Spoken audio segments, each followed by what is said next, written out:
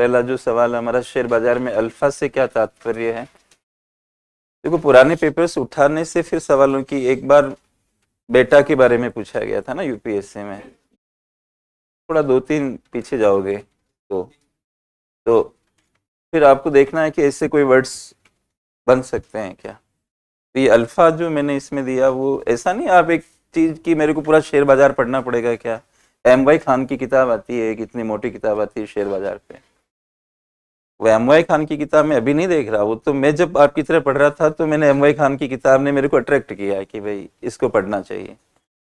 उसकी voluminous size देख के मैंने छोड़ दिया, मैंने कहा अपने यूपीएससी के क्या काम किए। तो अब आप इसमें इन्वॉल्व कितना हो गए, ये इस बात पर डिपेंड करता है कि पैटर्न आप क्या पकड़ रहे हो। कहीं छोड़ना भी पड़ेगा तो कहीं पढ़ना भी पड़ेगा। तो ऐसी तो जरगन, इसको जरगन बोलते हैं, बहुत बड़ी हो सकती है।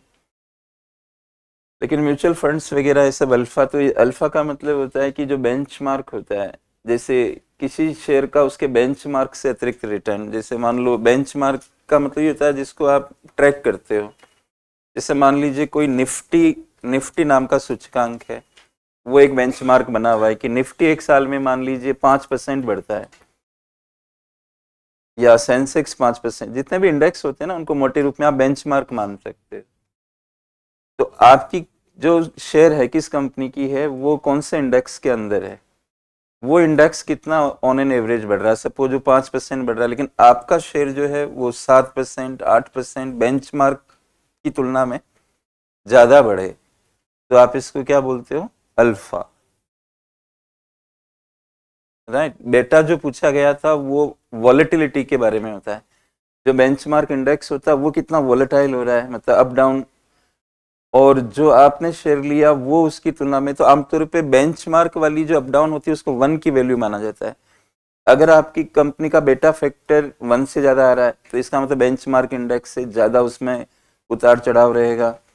और अगर मान लीजिए 1 से कम आ रहा है तो आपका शेयर में वॉलेटिलिटी कम है। वो वॉलेटिलिटी के लिए होता है बेटा वाला जो होता है, और अल्फा रिटर्न के सेंस में यूज होता है। तो जो आपका शेयर है वो किस इंडेक्स के अंदर है, और उस वो कितना परसेंट बढ़ रहा है, उससे ज्यादा अगर आपका शेयर बढ़ रहा हो तो इसका मतलब वो अल्फा क्रिएट हो रहा है उसमें। तो इसका जो राइट आंसर होगा वो बी होगा।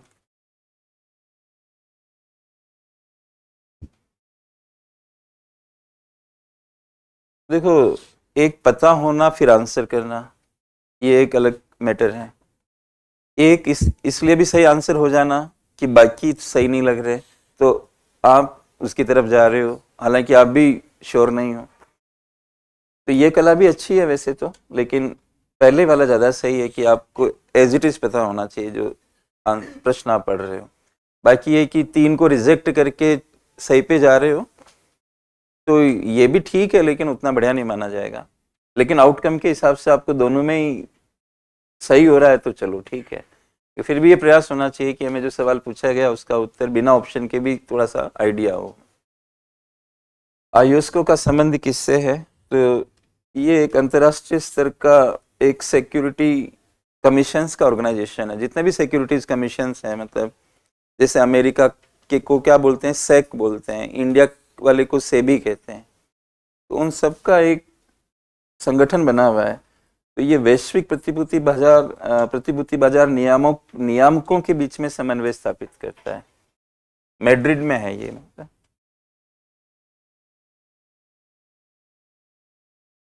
अच्छा सवाल है, ध्यान रख के जाना आप, मतलब आज नहीं तो कल, मतलब इस बार नहीं तो अगली बार सवाल बनने की चांसेस रखता है।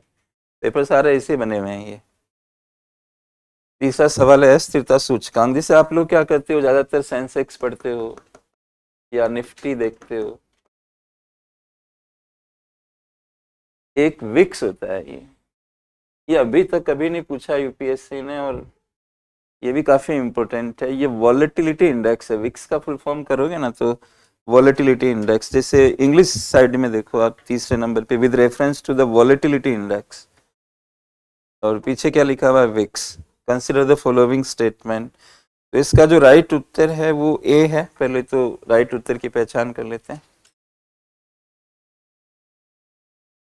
बाकी थोड़ा इनको समझ लो। जैसे सेंसेक्स मान ऐसे जा रहा है, फिर ऐसे जा रहा है, ये आप सेंसेक्स को देखते हो तो, लेकिन इसमें भी एक डिग्री होती है कि ये ऐसे ऐसे मतलब इनकी फ्लक्चुएशन की डिग्री क्या है, मतलब ये इसको पकड़ के बनता है।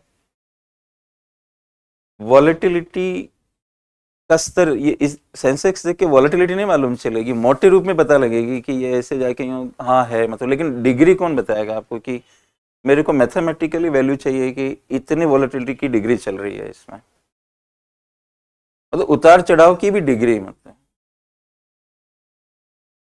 विक्स बोलते हैं इसको। मतलब विक्स को देख के आप प्रिसाइज हो सकते हो कि उतार चढ़ाव की लेवल क्या चल रही है, कितना फास्ट मतलब हो रहा है। जैसे मैं यूं समझाऊं आपको कि अगर बहुत तेजी से ऐसे ऐसे हो रहा है तो विक्स की वैल्यू हायर आएगी, एक ऐसे हो रहा है तो विक्स की वैल्यू डाउन रहेगी, ऐसे समझो आप। उतार चढ़ाव भी तो रैपिड हो सकते हैं या फिर स्लो हो सकते हैं, समझ पा रहे हो इस बात को कि ऐसे जा रहा है और ऐसे आ रहा है, लेकिन ये स्पीड कम है मतलब इस तरह से, और ऐसे ऐसे हो रहा है तो विक्स की वैल्यू। हाँ, जैसे आप देखते हो ना चांदी का ईटीएफ देखो आजकल, जैसे 25 रुपए हाई, थोड़ी देर बाद देखोगे वो हाई टूट के खत्म हो गया, फिर देखोगे तो 24 रुपए नीचे चला गया। एक एक मिनट के अंदर ऐसे ऐसे जो हो रहा है, हालांकि उसका विक्स नहीं निकलता है, चांदी का विक्स नहीं निकलता है, ये स्टॉक मार्केट का है, वो भी नेशनल स्टॉक एक्सचेंज पे ये विक्स तैयार होता है। और आने वाले 30 दिनों की पीरियड में, नियर टर्म, इसमें मैंने 30 दिन नहीं दिया, लेकिन ये कह रहा निकट भविष्य में बाजार की अपेक्षित अस्थिरता को मापता है। निकट भविष्य, निकट भविष्य क्या है इसमें, आने वाले 30 डेज,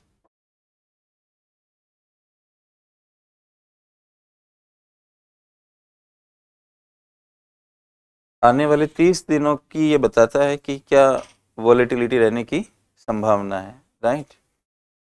और नेशनल स्टॉक एक्सचेंज से रिलेटेड है ये।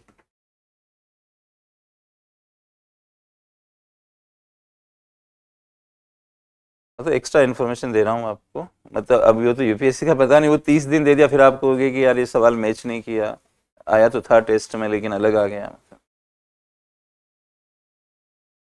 तो नियर टर्म जो लिखा हुआ है, वो नियर टर्म को मैंने डिफाइन कर दिया, मतलब आने वाले 30 दिन। तो ये अभी की जो वॉलेटिलिटी के हिसाब से प्रिडिक्ट करता है वो, बहुत आगे कैसे जाएगा अभी के हिसाब से। मतलब आप नियर टर्म की तो प्रिडिक्शन कर सकते हो, आपको कि 6 महीने आगे की बोलो तो कौन बोल पाएगा इसमें। तो ये हर चीज का एक लॉजिकल सेटिंग बनी हुई है, और इसका पता लगाते हैं ऑप्शंस में जो ऑर्डर आते हैं। ऑप्शन का एक सवाल मैंने दे रखा है, ऑप्शन की ऑर्डर बुक को पकड़ के ये कैलकुलेशन होती है। इसमें बेस इक्विटी नहीं बनती है, ऑप्शन नाम का एक कॉन्ट्रैक्ट बनता है कि लोग उस ऑप्शंस में कैसे ट्रेड कर रहे हैं उसके बेसिस पे कैलकुलेट होता है। वो थोड़ा कॉम्प्लेक्स हो जाता है, लेकिन अब ऑप्शन का सवाल मैंने नीचे दे रखा है, तो ऑप्शन को बेस बना के उसकी ऑर्डर कैसी आ रही है उसको पकड़ के ये इंडेक्स तैयार होता है।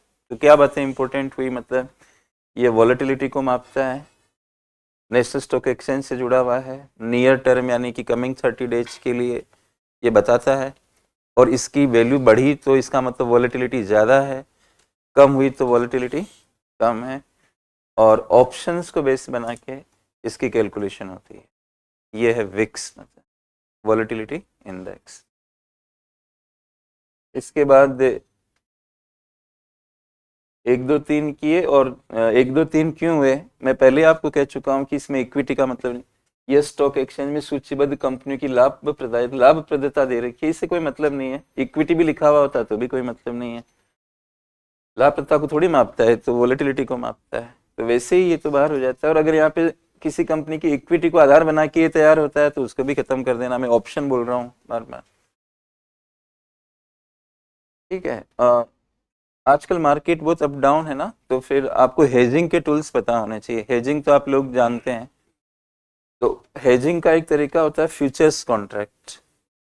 कई बार क्या होता है, कॉन्ट्रैक्ट वर्ड नहीं बोला जाता है, खाली फ्यूचर्स बोला जाता है। फ्यूचर बोले और या फ्यूचर कॉन्ट्रैक्ट बोले एक ही बात है। इसमें क्या होता है कि एक मैं पढ़ रहा हूँ, एक ऐसा अनुबंध जो खरीदने बेचने का अधिकार देता है लेकिन दायित्व नहीं, ये ऑप्शन में होता है ऐसी चीज, फ्यूचर में नहीं होता है ऐसा। दूसरा, भविष्य की एक निश्चित तिथि पर एक निश्चित मूल्य पर खरीदने बेचने के दायित्व वाला अनुबंध, ये सही है। बचत जमा योजना वगैरह नहीं है, सरकारी प्रतिभूति नहीं है, तो इसका राइट उत्तर बी है। आपने मान लो 1 किलो चांदी का फ्यूचर खरीदा, तो इसमें बदलने का चांस नहीं है, मतलब आपके ऊपर दायित्व आ ही गया है इसका। यानी 1 किलो चांदी का जो फ्यूचर आपने लिया, इससे मुक्त नहीं हो सकते आप। आपको ये माना जाएगा कि आपने चांदी खरीद ली है जैसे। बाकी इसमें एक्सपायरी डेट होती है फ्यूचर्स की। इसका सिस्टम ये होता है कि जो फ्यूचर आपने लिया, मान लीजिए अभी फेब चल रहा है, तो आप मार्च का फ्यूचर, फेब का फ्यूचर भी रहेगा, मार्च का भी रहेगा, अप्रैल का भी रहेगा, ऐसे फ्यूचर्स मिलते हैं। तो आपने सपोज अप्रैल का फ्यूचर खरीद लिया 1 किलो चांदी का, तो उसका जो भी रेट निकल के आया, मतलब थोड़ा सा प्रेजेंट रेट से अलग रेटें रहती है उसकी, क्योंकि आप आगे का ले रहे हो ना, मतलब अप्रैल फ्यूचर ले रहे हो। चांदी जो अभी चल रही हो तो स्पॉट मार्केट की है, लेकिन उसमें प्लस माइनस होता है कुछ। थोड़ी देर के लिए हम मान ली कि वो 2.5 लाख रुपए के ऊपर आपने अभी स्पॉट में चल रहा है, और आपको ये मिल रहा है 2,70,000 रुपए का अप्रैल का फ्यूचर मिल रहा है 1 किलो चांदी का। जल्दी में समझाऊंगा थोड़ा, क्योंकि हम क्लास थोड़ी ना ले रहे हैं, मैं डिस्कशन कर रहा हूँ। आपको क्विक अपना माइंड रख के समझना चाह रहे हो तो समझ सकते हो, नहीं तो आगे भी जा सकते हैं हम लोग। 2.5 लाख रुपए की रेट अभी है, और 2,70,000 चांदी का फ्यूचर मिल रहा है अप्रैल वाला आपको। इसका मतलब ये प्रीमियम पे चल रहा है, यानी कि स्पोर्ट की तुलना में 20,000 ज्यादा रेट का चल रहा है। इसका मतलब अप्रैल आते आते लोग ज्यादातर ये सोच रहे हैं कि चांदी का रेट बढ़ेगा। तो आपने अप्रैल का फ्यूचर खरीद लिया, जैसे 2,70,000 में ले लिया आपने, तो आपका डीमेट अकाउंट होता है, उसमें दिखेगा सिल्वर फ्यूचर अप्रैल, इसमें लिखा हुआ रहेगा, और उसके आगे जो रेट आपकी थी वो भी रिकॉर्ड पर रहेगी, 2.70। इसके ऊपर आपने बाई किया हुआ है। तो चांदी एक तरीके से आपके पास नहीं है, लेकिन उसका रिप्रेजेंटेशन आपके पास है। अब इसमें क्या होगा कि जब अप्रैल आने लगेगा, तो अप्रैल की एक डेट होती है जो इसकी लास्ट डेट होती है। मान लीजिए 27 अप्रैल को हम लास्ट डेट मान लेते हैं इसकी। 27 अप्रैल से पहले या 27 अप्रैल को आप इसे बेच सकते हैं, और 27 अप्रैल एक्सपायरी है, तो फिर वो खत्म हो जाएगा फ्यूचर आपका। ठीक है, तो आपने क्या किया कि देखते रहे मार्केट को, देखते रहे, तो अप्रैल फ्यूचर चांदी की रेट जो है वो बढ़कर 2,80,000 हो गई। माना कि किस दिन हो गई, 25 अप्रैल को हो गई। 2 दिन बचे हुए और 27 अप्रैल आने में, तो आपके पास चॉइस है कि यार मेरे को 10,000 का फायदा हो रहा है आज की घड़ी में, तो क्या मैं इसे आज बेच दूं या 2 दिन और रुकूं। ये तो आपके ऊपर है, क्योंकि मैं आपको छूट दे रहा हूं इस बात की कि जो चांदी का फ्यूचर आपने लिया हुआ है, इसको आप 27 को या 27 से पहले सेल कर सकते हो।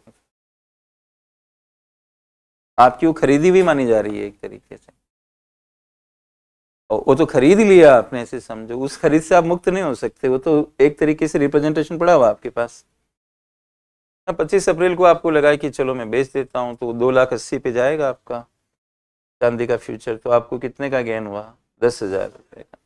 और सबसे कमाल की चीज क्या है कि इसमें आपको 2,70,000 देने नहीं होते हैं, क्योंकि आपने चांदी वाकई में थोड़ी ली है और परमानेंट भी नहीं ली, क्योंकि इसमें एक्सपायरी डेट होती है, तो इसका मतलब आप वापस बेचोगे इसे।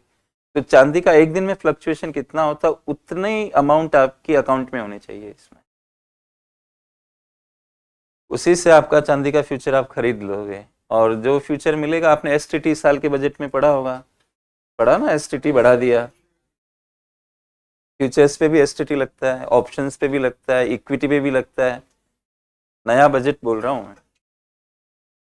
तो एसटीटी का थोड़ा चार्ज आपको पड़ता है, प्लस थोड़ा दलाली होती है, इतना ही, थोड़ा 400-500 रुपए में मिल जाएगा आपको। 400-500 रुपए का ही खर्च पड़ेगा आपको, और आपने सौदा कितना बड़ा कर लिया, 2.5 लाख का 500 रुपए से।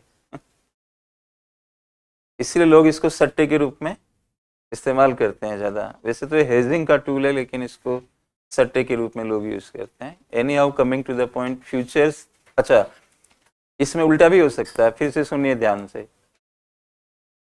अगर आपको लगे कि चांदी का रेट गिरेगा, आगे। तो ये अप्रैल फ्यूचर जो मैंने खरीदवाया है, आप इसको मत खरीदो। आप ये भी कर सकते हो कि अप्रैल फ्यूचर सेल भी कर सकते हो। तो जब आप सेल करोगे तो आपकी डीमैट अकाउंट में मेंशन होगा सिल्वर फ्यूचर अप्रैल 2026 और उसके आगे सेल लिखा हुआ रहेगा, यानी आपने उसे बेचा है। तो इसमें नियम होता है, अगर आपने बेचा है तो वैसा ही फ्यूचर खरीदना होगा, और खरीदा है तो उस फ्यूचर को बेचना होगा।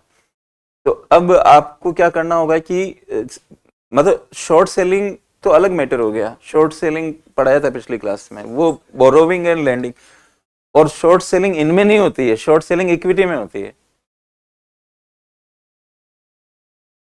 इनमें शॉर्ट करने की क्या जरूरत पड़ रही है भाई, आप पहले ही सेल कर दो ना। अगर आपको लग रहा है रेट गिरेगा तो आप फ्यूचर सेल मारो। आपने 2,50,000 के ऊपर अप्रैल का फ्यूचर जो है वो 2,30,000, मतलब उल्टा चलते हैं थोड़ी देर के लिए, 2,40,000 पे दिख रहा है अप्रैल फ्यूचर। फिर भी आपको लग रहा है कि तो चांदी और नीचे जा सकती है, तो आपने 2,40,000 पर अप्रैल फ्यूचर को सेल किया। चलो फरवरी निकल गई, मार्च निकल गया, अप्रैल स्टार्ट हो गया, 15 अप्रैल आ गया। आप मार्केट को देख रहे हो कि क्या हुआ क्या हुआ, चांदी, और चांदी नीचे जाए जा रही है। जब स्पॉट में चांदी नीचे होगी तो वायदा कारोबार में भी तो नीचे ही आएगी। उल्टा भी होता है क्या, नहीं तो आर्बिट्रेज होता है, मैंने पढ़ाया था आप लोगों को, आर्बिट्रेज हो जाएगा, स्पॉट से फ्यूचर्स के बीच में आर्बिट्रेज की लाइन बन जाएगी। दोनों साथ में चलते हैं, 19-20 का फर्क रहता है। मतलब अगर चांदी अभी गिर रही हो तो फ्यूचर्स में क्या पॉइंट ऐसा नजर आ रहा है कि वायदा कारोबार में चांदी तेजी पे चलेगी। और आगे का अनुमान आप वर्तमान से लगाते हो या आगे का अनुमान आगे से लगा लेते हो? वर्तमान से ज्यादा प्रभावित होते हो आप। तो अगर स्पॉट में चांदी नीचे जा रही है तो फ्यूचर में भी नीचे दिखेगी आपको, राइट। तो अब हो उल्टा रहा, लेकिन अप्रैल आ गया, आपने तो चांदी का फ्यूचर बेचा हुआ है, चांदी वापस बढ़ने लगी और बढ़ते बढ़ते 3 लाख पे आ गई। अब आप फ्यूचर्स मार्केट में जाके सर्च करो कि अप्रैल फ्यूचर सिल्वर का कितने का मिल रहा है। पता लगा जो पहले डिस्काउंट आ रहा था अब उसमें प्रीमियम आने लग गया। 3 लाख तो स्पॉट में चल रही है और 3,20,000 फ्यूचर्स में चल रही है। लेना पड़ेगा आपको, कोई रास्ता नहीं, क्योंकि आपने फ्यूचर सेल किया हुआ है। वैसा ही फ्यूचर खरीदना है अप्रैल वाला। आप थोड़ा वेट कर लो, यही हो सकता है 15 अप्रैल को 3,20 का मिल रहा है, थोड़े दिन और निकाल लो, पता लगा वो 3.5 का हो गया, और वो 3.5 फिर लास्ट डेट आ गई 27, आपको करना ही पड़ेगा उसे। अब वो नफा नुकसान आप देख लो कैसे होता है। तो ये फ्यूचर्स मार्केट होता है, आगे का मार्केट होता है। और कई बार क्या होता है, जो चना महंगा हो गया तो चने का फ्यूचर मार्केट में और ज्यादा प्रीमियम आने लगता है। इसलिए आपने देखा होगा इन्फ्लेशन रोकने के लिए कई बार सरकार वायदा कारोबार पे रोक लगा देती है। स्पोर्ट से ड्राइव होता है ना। अब चना स्पोर्ट में महंगा हो रहा है तो वायदा कारोबार में भी ज्यादा प्रीमियम आने लगेगा, और उधर ज्यादा प्रीमियम आएगा तो और लोग जमाखोरी करेंगे, क्योंकि उनको लग रहा है कि आगे का मार्केट भी तेजी पे चल रहा है तो कल को हमें ज्यादा पैसा मिलेगा। तो ज्यादा स्पोर्ट से ज्यादा फ्यूचर रेट होते हैं, और ज्यादा फ्यूचर रेट से वापस स्पोर्ट ज्यादा हो जाते हैं, और ऐसा कुचक्र हो जाता है कि वो इतना महंगा हो जाता है कि लास्ट में कुछ रास्ता नहीं बचता है, फिर बैन लगाना पड़ता है कि चने का फ्यूचर फलाना, जो आवश्यक वस्तुओं से जुड़े हुए फ्यूचर्स को बैन लगाना पड़ता है, तभी वो कंट्रोल होता है। कॉम्प्लेक्स है थोड़ा लेकिन अब जैसा भी है। 5वें नंबर का सवाल है, एक ऑप्शन कॉन्ट्रैक्ट। देखो फ्यूचर था वो, ये ऑप्शन कॉन्ट्रैक्ट है। तो क्या होता है, ये खरीदने बेचने का अधिकार देने वाला अनुबंध लेकिन दायित्व नहीं देता है। इस अपने सौदे से हट सकते हो आप, इसमें ऑप्शन दे रहा है आपको। फ्यूचर ऑप्शन नहीं देता है कुछ भी, जैसे यहाँ पे बेचा तो आप वैसा ही लेना पड़ेगा। तो खरीदने बेचने का अधिकार देने वाला अनुबंध लेकिन दायित्व नहीं होता है। इसमें चले गए तो आपके 2 क्लास लग जाएंगे। इसके बाद 6 पे आइए। भारत के विस्तारित उत्पादक दायित्व एक्सटेंडेड प्रोड्यूसर रेस्पॉन्सिबिलिटी ईपीआर ढांचे के संबंध में निम्न कथनों पर विचार करें। ये आपने पढ़ा होगा, तो इसका राइट उत्तर सी है।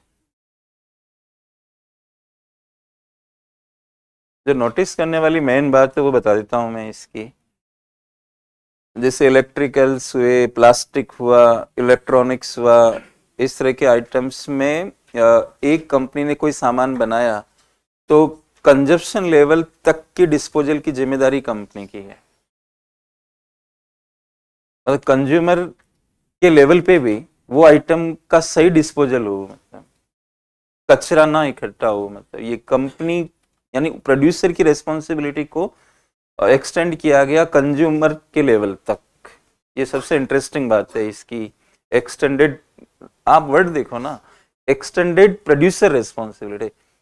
Producer is responsible up to which point, like up to production point, because he is producer. एक उत्पादक की जिम्मेदारी कहां तक होगी, जहां तक वो सामान बना रहा है। अगर उसका सामान ज्यादा धुआं निकाल रहा है तो आप उसको रोको कि भाई ये तो आपकी जिम्मेदारी है, एनवायरनमेंट, सोशल और गवर्नेंस के जो रूल्स हैं। लेकिन आप उसको ये भी कह रहे हो कि अब उपभोक्ता उसे ले गया तो उसको वेस्ट के रूप में कहीं फेंक तो नहीं रहा उस चीज को। अगर हमें वो चीज पकड़ में आई तो आपको हम रेस्पॉन्सिबल बनाएंगे उस चीज के लिए, आपको पेनाल्टीज भुगतनी पड़ेगी। तो प्लास्टिक्स हुए, देखो लो क्या कहता है मैं वो समझा रहा हूं, हो क्या रहा आप उसमें मत जाना। लो कह रहा है कि हेलमेट पहनना जरूरी, अब आप मेरे को ये कहने लगो कि सर हम तो बहुत सारे लोग देखे जो हेलमेट नहीं पहन रहे, तो मैं मेरे पास क्या जवाब है इसका कि सर हम तो बहुत सारी बोतलें फिकती हुई देखी, अब इनका क्या जवाब है। तो आप जाके उनकी फोटो खींच के कार्रवाई करो। हम कानून बनाने में थोड़ी जल्दबाजी तो करते हैं, आपको पता है, और एनफोर्समेंट चाहे जो हो रहा हो। But the point here is कि एक्सटेंडेड वर्ड, कॉमन सेंस लगा के भी आप इसमें देखो, इसमें पहला जो पॉइंट है ना वो बहुत इंपॉर्टेंट दिखेगा आपको। ईपीआर के अंतर्गत निर्माताओं और उत्पादकों को उनके उत्पादों के उपभोग के बाद उत्पन्न होने वाले कचरे के लिए जिम्मेदार बनाया जाता है। तो इस तरह से, और आप प्रोडक्ट डिजाइन ठीक से करो, सस्टेनेबल, जाके डिस्पोज करने में कोई परेशानी खड़ी ना हो, उस तरह की चीजें उनको, कंज्यूमर को कहाँ तक पकड़ोगे। तो make your product like that, कि प्रयास करो कि प्रोडक्ट ऐसा बने कि वो उस तरह के वेस्ट में काउंट ही ना हो। राइट, आप पानी की बोतल ऐसी चीज, पानी ऐसी चीज में डाल के दो ना जो मतलब वो प्लास्टिक वेस्ट ही ना बने। बाकी बहुत बड़े रूल्स हैं, आप उनको विस्तार से पढ़ सकते हैं। इसके बाद 7वें नंबर का सवाल है, एक कॉल ऑप्शन खरीदार को क्या अधिकार देता है। बी नाम का देता है किसी निर्दिष्ट तिथि पर या उससे पहले एक निश्चित मूल्य पर कोई परिसंपत्ति खरीदना। 7वें नंबर का देखो, ऑप्शन जो होते हैं दो प्रकार के होते हैं, कॉल ऑप्शन, पुट ऑप्शन, दोनों पे मैंने सवाल बनाए। नीचे पुट ऑप्शन दे दिया, ऊपर कॉल। ये बहुत ही कॉम्प्लेक्स फाइनेंस पढ़ना हो तब, मतलब लेकिन इम्पोर्टेंट है, मतलब परीक्षा के पॉइंट ऑफ व्यू से ये इम्पोर्टेंट बन जाते हैं। अब मैं उस सिल्वर पे चलता हूँ, उससे समझाता हूँ आपको। सिल्वर फ्यूचर में लेता हूँ या मैं सिल्वर का कॉल ऑप्शन लेता हूँ, दोनों में क्या डिफरेंस है। कॉल ऑप्शन जब मैंने लिया तो मैं जो अब मैं ऑप्शन खरीद रहा हूँ चांदी का, चांदी बढ़ने लग जाती है मेरे लेने के बाद, कॉल ऑप्शन लेने के बाद। तो वो कॉल ऑप्शन क्या करता है, आपको खरीदने का अधिकार देता है लेकिन खरीदने के लिए बाध्य नहीं करता। आप ऐसा मानो कि एक चांदी वाले से मिले और उसको आपने कहा कि माना कि हमारा सौदा हो गया है, माना कि मैंने 1 किलो चांदी आपसे ले ली है, लेकिन ये भी हो सकता है कि मैं बाद में बदल जाऊं और ना भी लूं। बोले दोनों लड्डू अपने हाथ में रखना चाह रहे हो तो एक लड्डू तो मेरे पास भी रहना चाहिए। तो फिर इसका क्या इलाज है कि एक ठीक है सौदा डन, लेकिन 10,000 रुपये दे दो, ये 10,000 रुपये मैं खा जाऊंगा बस, अगर आप चांदी लेने नहीं आए तो कॉल ऑप्शन है ना, एक फीस पे मिलते हैं।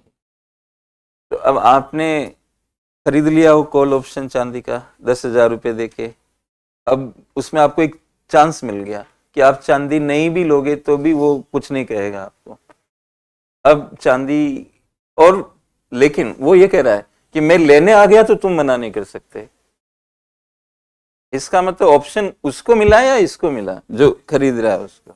वो कह रहा है कि आना नहीं आना मेरी मर्जी, तुम्हारी मर्जी नहीं चलेगी, मैं आ गया तो तुम्हें देना पड़ेगा। ऐसा नहीं होगा कि तुम मेरी तरह बोलो कि तुम नहीं आने की बात कह रहे हो तो मैं भी नहीं देने की बात कहूंगा, फिर ये उस पर नहीं चलेगा, है ना।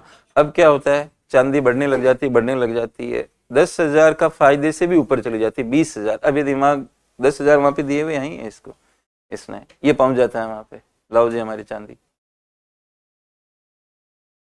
तो देनी पड़ेगी उसे। लेकिन कितने पे देगा? जिस दिन कॉल ऑप्शन की ट्रांजेक्शन हुई उस दिन चांदी का एक रेट रिकॉर्ड किया गया, मतलब कॉल ऑप्शन का भी एक भाव रहेगा, उस भाव के ऊपर जो बात हो चुकी है, मान लो 3 लाख रुपए के ऊपर कॉल ऑप्शन लिया हुआ है तो 3 लाख पर ही वो एक्सरसाइज होगा, और चांदी पहुंच गई 3,80,000 रुपए के ऊपर, तो इस आदमी को फायदा हो गया ना, ये पहुंच गया वहां पर। 10,000 तो ऑलरेडी दे चुका है, नेट रूप में थोड़ा बहुत टैक्स वैक्स लगा होगा, STT वगैरह ये सब, वो आप निकाल लो 400-500 रुपए के, और दलाली मान लो थोड़ी, क्योंकि दलाल कंपनियों के मीडियम रहते हैं बीच में, वो तो मैंने एक आदमी बता दिया आपको समझाने के लिए, ये अनोनिमस होते हैं, सामने कोई आदमी नहीं होता है, जैसे मैं समझा रहा हूँ क्यों गया, ऐसे नहीं होता है उसमें, ये तो आपको समझाने के लिए बोला, बाकी तो इलेक्ट्रॉनिक सिस्टम से लेते हो आप, उसमें ये नहीं पता होता है कि कौन बेच रहा है, ऑप्शन सेलर कौन है मालूम नहीं चलता है आपको, नहीं सेलर को ये पता लगता है कि बायर कौन है। चलो उल्टा चलते हैं, चांदी का रेट मतलब गिर गया बहुत ज्यादा, 1 लाख की रह गई। अच्छा, जिस दिन आपने कॉल ऑप्शन का डील किया था उस दिन कितनी रेट पे किया था? 3 लाख पे। समय गुजरता गया, चांदी उल्टे कदम चलने लगी और 1 लाख रुपए की रह गई, आप मत जाओ, आपने यही तो, नहीं तो फ्यूचर करते, फिर ऑप्शन में क्यों गए? ऑप्शन आपको एक एक्स्ट्रा राइट दे रहा है ना, मतलब कि खरीदने का अधिकार तो दे रहा है, लेकिन खरीदने के लिए बाध्य नहीं कर रहा है। आप नहीं जाओगे तो 10,000 रह जाएंगे उसके पास, तो नुकसान कितने का हुआ? 10,000। यही फ्यूचर होता तो नुकसान 2 लाख रुपए का हो जाता। तो कॉल ऑप्शन जो है वो खरीदने का अधिकार देता है, लेकिन खरीदने के लिए बाध्य नहीं करता, और पुट ऑप्शन बेचने का अधिकार देता है, लेकिन बेचने के लिए बाध्य नहीं करता। इस अब वो घुमाएगा यूपीएससी, आप सोच रहे हो कि हो गया काम, नहीं हुआ, वो कहेगा तेजी में कौन से ऑप्शन का प्रयोग होना चाहिए, तब आपको पंखे की स्पीड से चल रहे हैं ये गिनना पड़ेगा।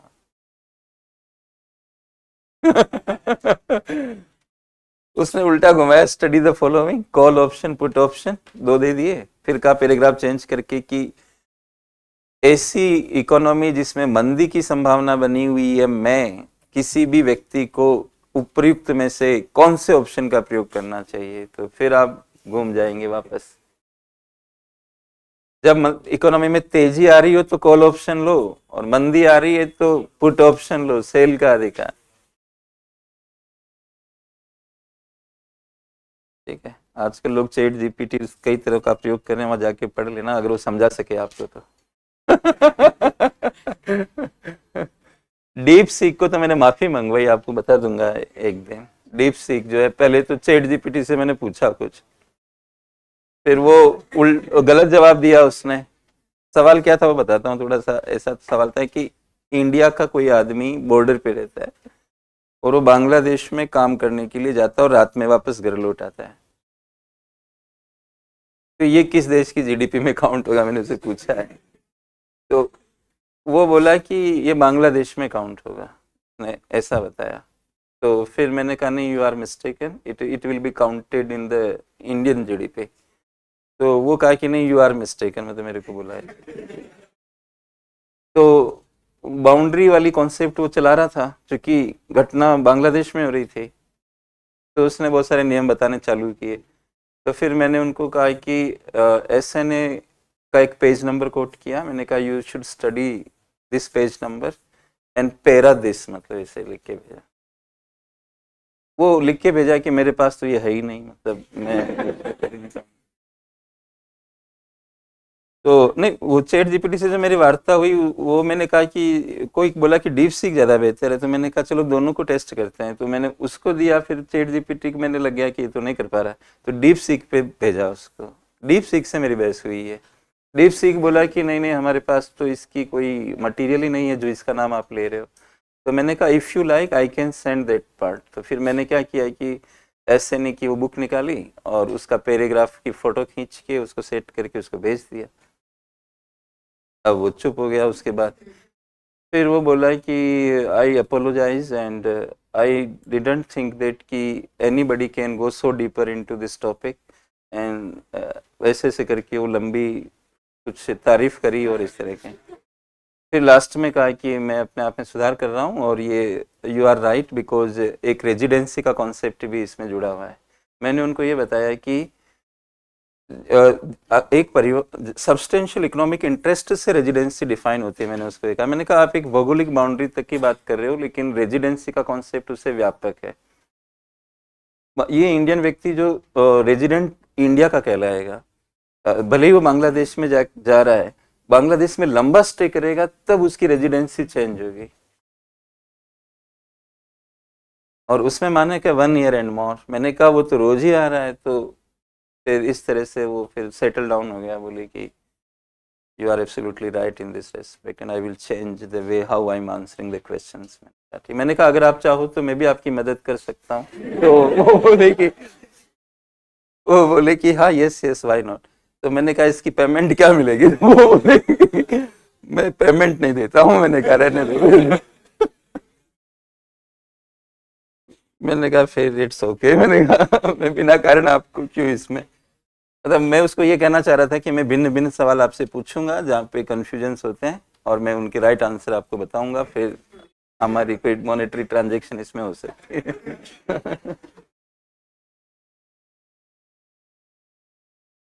तो कॉल ऑप्शन निर्दिष्ट तिथि पर या उससे पहले एक निश्चित मूल्य पर कोई परिसंपत्ति खरीदने का वो देता है, और इस तरह से क्या अधिकार देता है, ये बोल रहा ना, खरीदने का अधिकार देता है। पुट ऑप्शन में आइए, बेचना, बी उत्तर है 8वें का।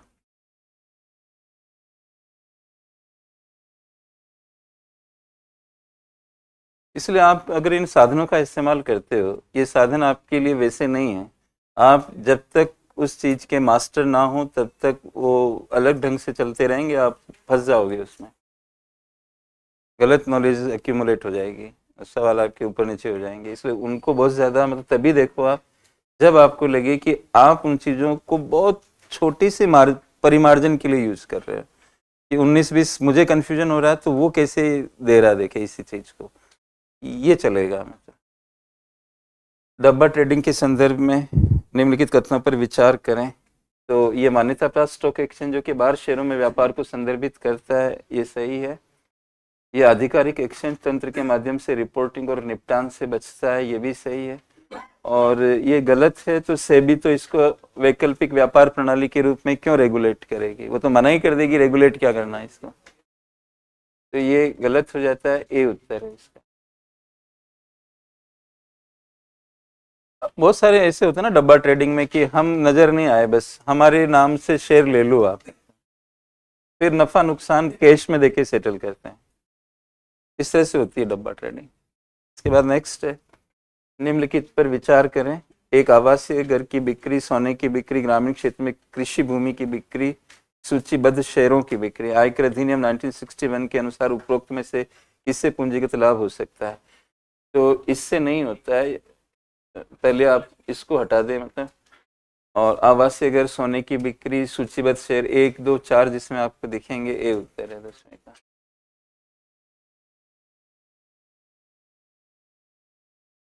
आप समझ ही गए होंगे ना, मतलब ये पीछे भी पीटी में आया हुआ है इस तरह का, कैपिटल गेंस और या एग्रीकल्चर इनकम पर टैक्स वगैरह को लेके। तो जो खेती वाला एरिया होता है वो स्टेट को दिया हुआ है, उस पर इनकम टैक्स लगाना नहीं लगाना स्टेट देखेगा। और कैपिटल गेंस टैक्स भी इनकम टैक्स की एक वेराइटी है, मतलब क्योंकि गेन भी इनकम होता है। जैसे मान लीजिए किसान ने 1 करोड़ की जमीन खरीदी, 2 करोड़ की बेची, तो उसको गेन हुआ 1 करोड़ का। तो ये गेन क्या इनकम नहीं है उसकी? इनकम ही हुई ना एक तरीके से। मेरे को रेंट से भी आएगा तो भी मैं उसको इनकम बोलूंगा, और कोचिंग से आएगा तो भी उसे इनकम बोलूंगा। तो gain itself is a kind of income. लेकिन इनकम टैक्स एक्ट 1961 इसको गेन मानेगा ही नहीं, होते हुए भी नहीं मानेगा। क्यों? क्योंकि उसका स्कोप नहीं है, वो मतलब वो एक्सटेंड नहीं हो रहा वहां तक। ये राज्यों को लगाना है और ये केंद्र का कानून है। समझ पा रहे हो ना आप? तो भले ही गेन है लेकिन वो नहीं मान रहा है इसको गेन, तो बाकी को मानेगा वो। तो इस तरह से ए सही हो जाता है। अब शॉर्ट सेल, शॉर्ट सेल तो हमें जान रहे, स्टॉक बोरोविंग लेंडिंग भी हमने देख लिया। लेकिन एक शॉर्ट स्क्वीज होता है, 11वें नंबर का जो सवाल है। तो ऐसी स्थिति जहां मतलब शेयर की कीमतें दहशत में बिकवाली के कारण ये नहीं है, बढ़ती कीमतों के कारण शॉर्ट सेलरों को शेयर वापस खरीदने के लिए मजबूर होना पड़ता है, ये है ये। और ये भी नहीं है और ये भी नहीं है, मैं बता देता हूँ आपको कि क्या है। अब क्या होता है कि मैंने बोला था पिछले वाली क्लास में कि आपने विप्रो का शेयर बेचा, मेरे को जहाँ तक ध्यान है ये एग्जांपल दी थी कि मॉर्निंग में विप्रो का शेयर आपने 500 पे या बेचा, मतलब ये सोच के ये आपके पास है नहीं, मतलब तो मैंने बताया कि वो दलाल कंपनी अपने में से दे देगी आपको, यानी आपने स्टॉक को बोरो किया और आपने सेल कर। ये इतना क्विक होता है कि you are not able to make a difference between two steps, like borrowing is one step and selling is another. अगर आप कॉन्सेप्ट वाइज जाएंगे तो दो स्टेप है, टाइम वाइज जाएंगे तो वो इतना क्विक होता है कि एक ही जैसा स्टेप दिखता है। लेकिन एक बोरो करना अलग चीज है और सेल करना, इसलिए मैं कह रहा हूँ कि टू स्टेप एक्टिविटी है, लेकिन क्विक होने की वजह से आप उसको समझ नहीं पाते कि ये हुआ कैसे, मतलब अब क्या होता है इवनिंग होते होते आपको वही शेयर लेना है, उसको देना है ना वापस, जिससे लिया है उसको देना है। अब क्या हो रहा है कि ये बच गए, 3 बज गए, और अब आपको लग रहा है कि ये तो नीचे गया ही नहीं हमारे हिसाब से और ऊपर की तरफ जा रहा है। उस समय क्या होता है, जितने आप ही अकेले शॉर्ट सेलर थोड़ी हो, और जिस डेटा को आपने एनालाइज किया वो कॉमन डेटा होगा, तो क्या आप ही मास्टर हो इकोनॉमिक्स के, मतलब बाकी लोग भी उसको देख रहे होंगे। तो उस समय सारे शॉर्ट सेलर एक्टिव हो जाते हैं अपनी पोजीशन को कवर करने के लिए कि भाई और महंगा ना मिल जाए कहीं, तो वो दबाव बनना स्टार्ट हो जाता है। थोड़ी सी प्राइस बढ़ी नहीं, सारे शॉर्ट सेलर सोचेंगे और बढ़ जाएगी कहीं, तो वो फिर बढ़ने ही लग जाती है और उनको बढ़ी हुई कीमतों पे अपनी पोजीशन कवर करनी पड़ती है। ये स्क्वीज जैसा हो गया मतलब। इसलिए इसका जो बढ़ती कीमतों के कारण शॉर्ट सेलरों को शेयर वापस खरीदने की मजबूरी हो जाती है उनकी कि फिर से लेके इसको हम कवर करें फास्ट। 12वें नंबर का सवाल है क्रिप्टो ईटीएफ। चूंकि अमेरिका ने इसको चलाया था, आपको पता ही होगा, कनाडा में भी है ये। संयुक्त राज्य अमेरिका और कनाडा जैसे देशों ने क्रिप्टो ईटीएफ की अनुमति दी है, ये बात ठीक है, लेकिन भारत पे ये नहीं लागू होता है क्योंकि इंडिया ने कोई अप्रूवल नहीं दिया इसको, रेगुलेशन की सवाल ही पैदा नहीं होती। तो इसमें 12वें का ये उत्तर है।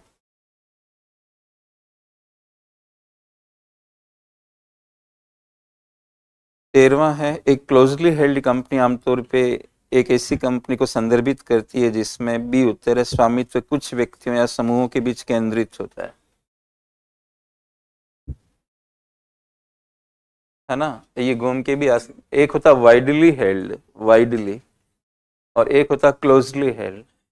जिन कंपनियों में पब्लिक पब्लिक कंपनियां जो होती है वो सारी वाइडली हेल्ड, मतलब बहुत सारे शेयर होल्डर्स होते हैं। आपने कुछ कुछ कंपनियों के नाम में पीवीटी देखा होगा, प्राइवेट, है ना, प्राइवेट लिमिटेड। ये प्राइवेट, वो हो सकता है ये भी पूछ लेता आपसे कि प्राइवेट कंपनियां कौन सी होती है, एक ही बात है।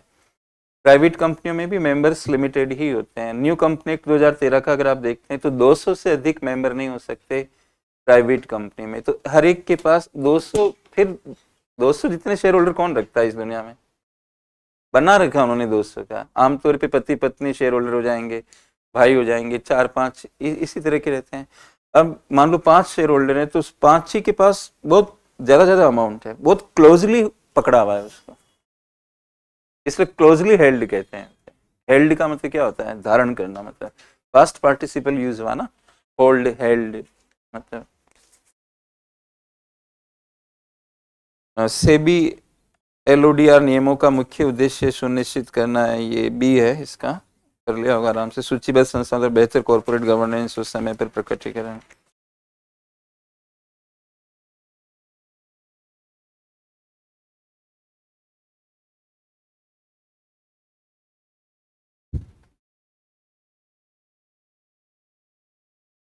सीएसआर प्रावधान को लेकर ये किन किन पे लागू होंगे, ये तीनों लेवल्स हैं, मतलब नेट एसेट वैल्यू कंपनी की एसेट्स है ना, ये शुद्ध संपत्ति 500 करोड़ या उससे ज्यादा की हो जाए तो भी उनको वो 2% का आपने पढ़ा हुआ होगा ना, हाँ, प्रॉफिट का 2% सामाजिक चीजों में सीएसआर कहते हैं, तो वो ये वाली लेवल होगा तब भी लागू हो जाएगा। माना कि ये ना हो और उसकी टर्नओवर, कारोबार का मतलब होता है कितने का माल बेच रहे हो, तो 1,000 करोड़ या उससे ज़्यादा हो जाए तो भी लागू हो जाएगा, ये नहीं हुआ लेकिन ये हो गया तो भी करना पड़ेगा। और या फिर ये हो गया हो 5 करोड़ या अधिक का शुद्ध लाभ हो गया हो, तीनों मानक चलते हैं, इसलिए इसका राइट उत्तर डी है। 16वां सवाल है, भारत में ईएसजी मानदंडों के संदर्भ में निम्नलिखित कथनों पर विचार करें। तो इसमें जो दे रखे हैं कि भाई टॉप की 1,000 कंपनियों के लिए उनके डिस्क्लोजर जरूरी है, ये पहला स्टेटमेंट का सारांश है। दूसरे का ये कि ये जो नियम आ रखे हैं सेबी के 2015 के, उनका हिस्सा है। तो ये बात भी सही है, पहली वाली भी सही है, आरबीआई का ऐसे कोई मतलब नहीं है। तीसरे नंबर का स्टेटमेंट सही नहीं है, तो ए उत्तर है इसका 16 का। 17वां सवाल है, ब्लू चिप, ऐसे वर्ड आता रहता है कभी कभी, तो कौन सी कंपनी को ब्लू चिप कहेंगे? तो इसमें ए उत्तर है, 1 और 2 जिसके अंदर उपलब्ध में से जो भी विकल्प आपको दिख रहे हैं उसमें ए राइट है। ये अल्पकालिक, बहुत अल्पकालिक रिटर्न देती है ऐसा नहीं है इसके अंदर। तो स्थापित बड़ी कंपनियां होती है, स्थिर स्टेबल इनकम देती है आपको, और बाजार प्रतिष्ठा इनकी टॉप लेवल की होती है। तो ऐसा नहीं कि शॉर्ट टर्म में आपको थोड़ा पैसा कमा के दे दिया, ये शॉर्ट टर्म वाली कंपनियां नहीं होती है, लॉन्ग टर्म रेप्यूटेड इस तरह की और स्टेबल आपको डिविडेंड देती रहेगी, मतलब तो उनको हम कहते हैं ब्लू चिप कंपनियां। इसके बाद ये इंडेक्स है एक MSCI इंडेक्स, आप अखबार में देखेंगे तो ये कंपनी उसमें चली गई, उसका नाम उसमें आ गया, इस तरह का। इसको फॉरेन जो इन्वेस्टर्स होते हैं ट्रैक करते हैं MSCI को, खास तौर से फंड्स ट्रैक करते हैं। मैंने आपको पहले भी कहा था कि फंड्स जो होते हैं किसी को बेंचमार्क बनाते हैं, उसको आइडियल मान लेते हैं, उसमें जो कंपनियां आ गई वो कुछ सोचते नहीं है। जैसे मैंने आपको पिछली या उसके पिछली बार कहा होगा शायद कि भाई आपको टॉप 30 कंपनियों का आइडिया नहीं है सपोज, अच्छा मिल भी जाए तो क्या जो आज टॉप 30 हो कल भी टॉप 30 रहेगी? इसकी तो कोई गारंटी नहीं। तो आप सेंसेक्स को पकड़ लो, सेंसेक्स में टॉप 30 रहती है हमेशा, अगर कोई टॉप 30 से डाउन चली गई तो उसका नाम अपने आप कट जाएगा। 5-6 महीने में वो एक कमिटी होती है, वो उसको पढ़ के कि लगातार डाउन चल रही है, उसको हटा देंगे। तो आपको कोई रिसर्च नहीं करना, सेंसेक्स को पकड़ो और सेंसेक्स की कंपनी में पैसा लगा दो, हमेशा टॉप में ही रहोगे। ऐसे फंड्स क्या करते हैं, ऐसे सूचकांक बना लेते हैं। तो MSCI जो एक मॉर्गन स्टैनले का है, मॉर्गन स्टैनले कैपिटल इंटरनेशनल इसका फुल फॉर्म होता है। तो मॉर्गन स्टैनले नाम की कंपनी ने एक इंडेक्स बना रखे हैं, बहुत सारी कंपनियों का इंडेक्स में कारोबार है, वो इंडेक्स बनाते हैं, मेंटेन करते हैं, उनको रीशफल करते हैं और फाइनेंशियल सर्विस एक प्रकार से देते हैं, उसके बदले में फीस वगैरह बहुत सारी चीज़ें उनकी होती है, ये उनकी कमाई होती है। तो MSCI इंडेक्स में कोई भी भारत की कंपनी का शेयर आगे आ गया तो ये मान के चलो कि बाहर के फंड्स उसमें पैसा डालने वाले हैं, क्योंकि वो उसको ट्रैक करते हैं। और कोई निकल गया तो समझ लो उसका पैसा बाहर से जो आ रहा था वो बंद हो जाएगा, क्यों? क्योंकि वो इंडेक्स में है ही नहीं, राइट। तो MSCI इंडेक्स के अंदर कोई भी आ जाता है तो उसको ज़्यादा फ्लो मिल जाता है। तो इसमें बी उत्तर 18वें का, विदेशी निवेशकों की रुचि और धन प्रवाह में वृद्धि हो जाती है उस कंपनी के अंदर।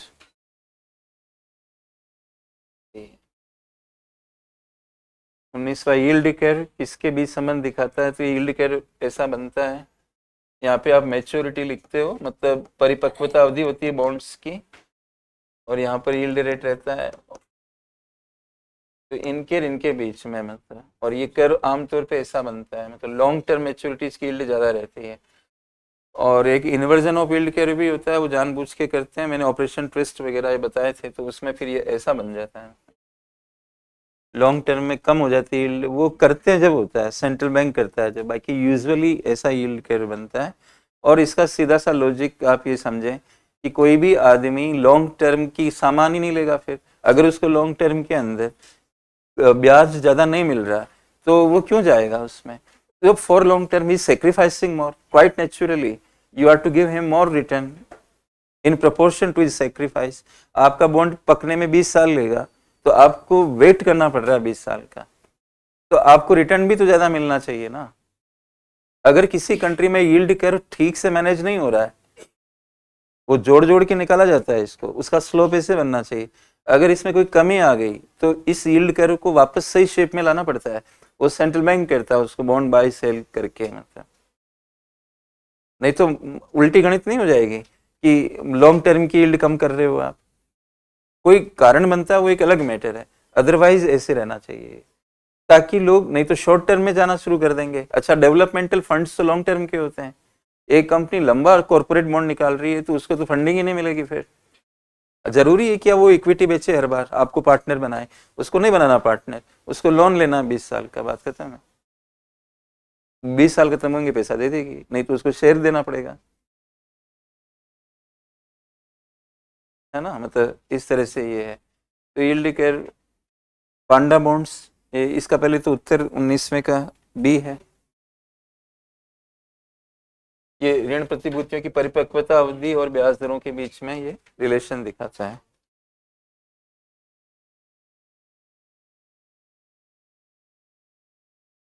पांडा बॉन्ड्स है, ये इकोनॉमिस्ट में एक आर्टिकल में मैंने देखा, ऐसे तो मुझे पता था लेकिन ये ज्यादा आ रहा था तो मैंने सोचा इसका एक क्वेश्चन देख लेते हैं। लास्ट ईयर भी इसको मैंने ट्रैक किया था। तो ये चीन में चीनी युआन में विदेशी संस्थाओं द्वारा जारी किए गए बॉन्ड होते हैं, 20वें का बी। जैसे हमने जिसको महाराजा बॉन्ड किया था उसी नक्शे कदम पे चल, बाहर के लोग चीन में जा रहे हैं,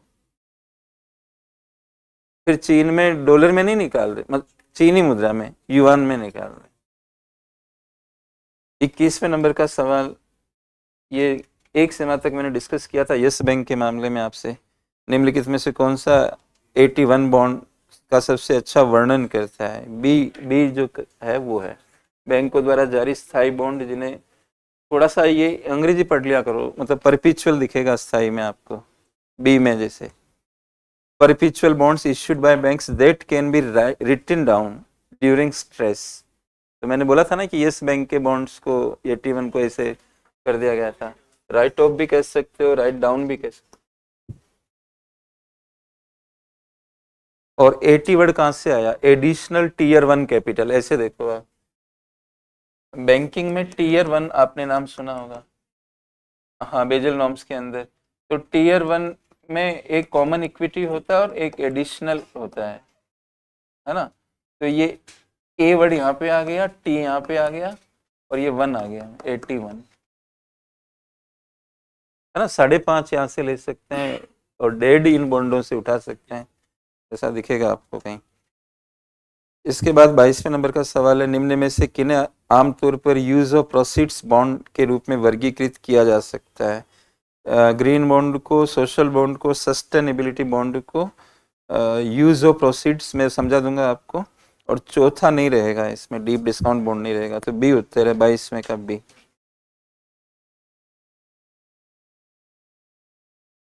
और आप इनका दूसरा नाम भी ध्यान रख सकते हैं, थीमेटिक बॉन्ड्स। इस बार के आर्थिक सर्वेक्षण में भी लिखा गया इनके बारे में, थीमेटिक बॉन्ड्स, वो अपनी भाषा में भी लिख रहा है उसमें थीमेटिक।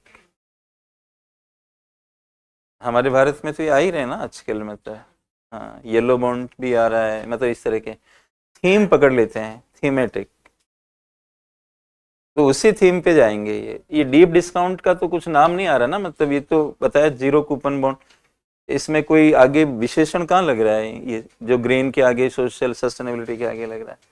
यानी प्रोसीड्स का मतलब क्या होता है? जो पैसा आ रहा है उनका यूज फिक्स हो तो उनको हम कहते हैं, और ये यूज ऑफ प्रोसीड्स टाइप के बॉन्ड्स, उनका फिक्स यूज है, मतलब एक तरीके से इंडिकेशन में ये बोला जा रहा है यहाँ पे। डीप डिस्काउंट बॉन्ड में तो कुछ पता ही नहीं लग रहा है कि किधर ले जाएंगे उनको, लेकिन इनके आगे लिखा हुआ है।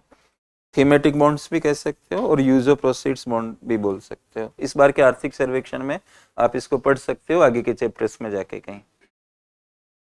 23वें नंबर का सवाल है, निवेशकों द्वारा नेगेटिव यील्ड बॉन्ड, जो मैंने एक दिन चर्चा भी आपसे की थी, खरीदने का एक संभावित कारण क्या है? भाई जाहिर सी बात है कि नेगेटिव यील्ड दे रहा फिर भी खरीद रहे हैं, तो कारण क्या है इसका? तो सुरक्षा और पूंजी संरक्षण, भी उत्तर है इसका।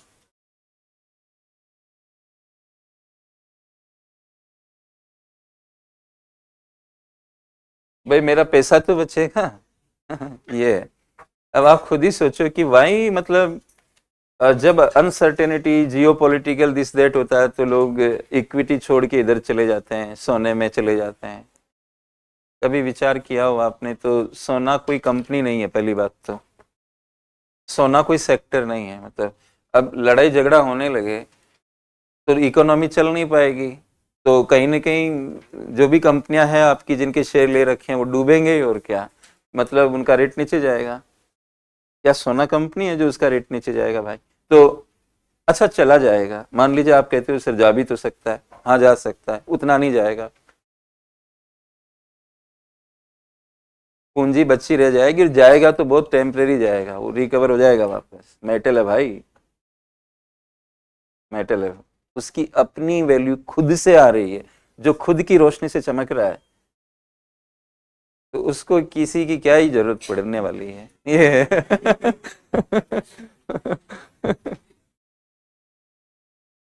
ये पूछते रहते हैं ना स्टूडेंट, उनके दिमाग में 10 तरह के प्रश्न, ये अभी क्यों ऐसा हो रहा है, वैसा क्यों हो रहा है। फिर पूछेंगे तो भी आधा तो उनकी नजरों में डाउट रहेगा कि सर ठीक नहीं बता रहे, लग रहा है ऐसे नहीं। तो सुरक्षा और पूंजी बची रहेगी। अमेरिकी बॉन्ड बाजार के संदर्भ में बेबी बॉन्ड का सबसे अच्छा वर्णन किस प्रकार किया जा सकता है? वो बी वाला।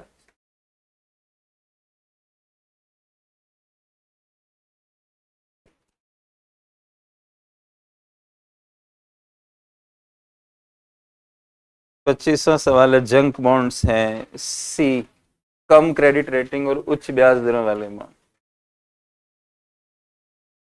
है ना, जैसे जंक फूड होता है उस तरह के हैं। निम्नलिखित में से ऑल्टरनेटिव इन्वेस्टमेंट एआईएफ द्वारा किए जाने वाले निवेश के उदाहरण हैं। एआईएफ पे पिछली पीटी में सवाल आया हुआ भी था। तो startups, private equity, real estate, केवल सरकारी ट्रेजरी बिल, ये पहले तीन में जाते हैं। Startup, private equity, real estate, ये ट्रेजरी बिल ट्रेडिशनल टाइप के, इनमें नहीं निवेश करते हैं। तो बी उत्तर है इसका। बहुत एक्सेप्शनली पूरा इकोनॉमी डूब रहा हो तब देखेंगे कि चलो यहाँ पे, नहीं तो ये थोड़ा हाई ग्रोथ वाले रिटर्न वाले फंड्स होते हैं, तो इसलिए ये इनको पकड़ते हैं। स्टार्टअप बहुत अच्छा दे सकते हैं, प्राइवेट इक्विटी, रियल एस्टेट, ये थोड़े इनोवेटिव एरियाज है, उधर ये पैसा लगाते हैं।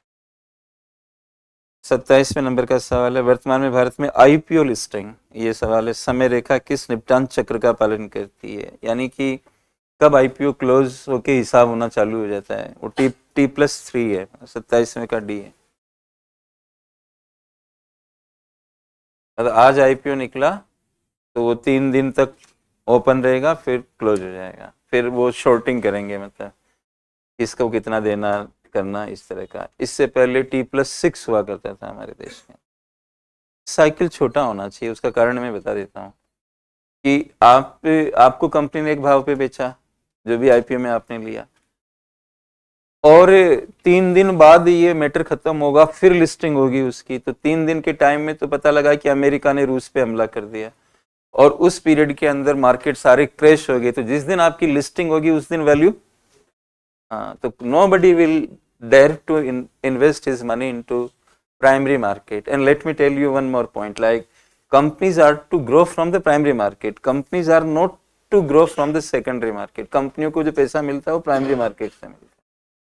यानी किसान ने तो गेहूं से कमाया ही नहीं, और मंडी में ट्रेडिंग हो रही है उसकी, भाई किसान को कैसे भूल गए? तो फिर किसान जब जिस दिन बुआई नहीं करेगा उस दिन आपकी मंडियों को देख लेना फिर क्या होता है उनका।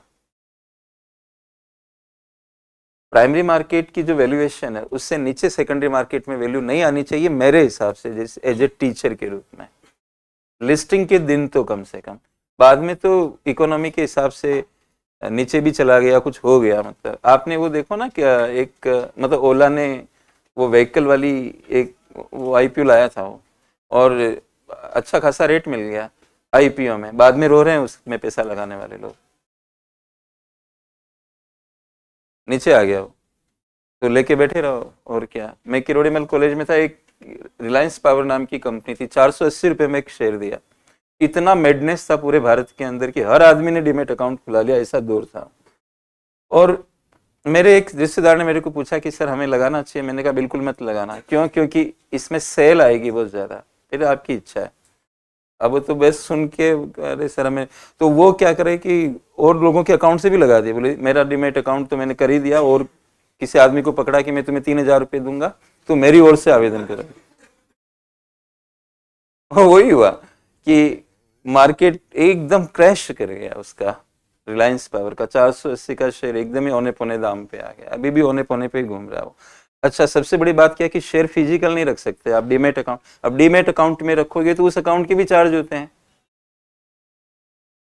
अब वो रखने के तो मैं जब केएमसी में था तो हिस्ट्री डिपार्टमेंट में एक टीचर थे, वो बोले सर आप इकोनॉमिक्स पढ़ाते हो, मैंने हाँ पढ़ाता हूँ बताइए सर, मेरे को एक रास्ता सुझाओ आप, कि मैं एक शेयर लेके फंस गया सर, और चक्कर ये पड़ रहा है कि हर साल के 700-700 रुपये उस शेयर को रखने के लिए जा रहे हैं।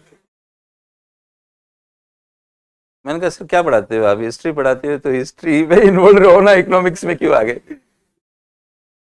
बोले आप एक काम करना, वो डिटेल्स ले आना, यूजर आईडी वगैरह। मैंने कहा इसको निपटाओ, खत्म करो इसको, कुछ नहीं होने वाला उसका।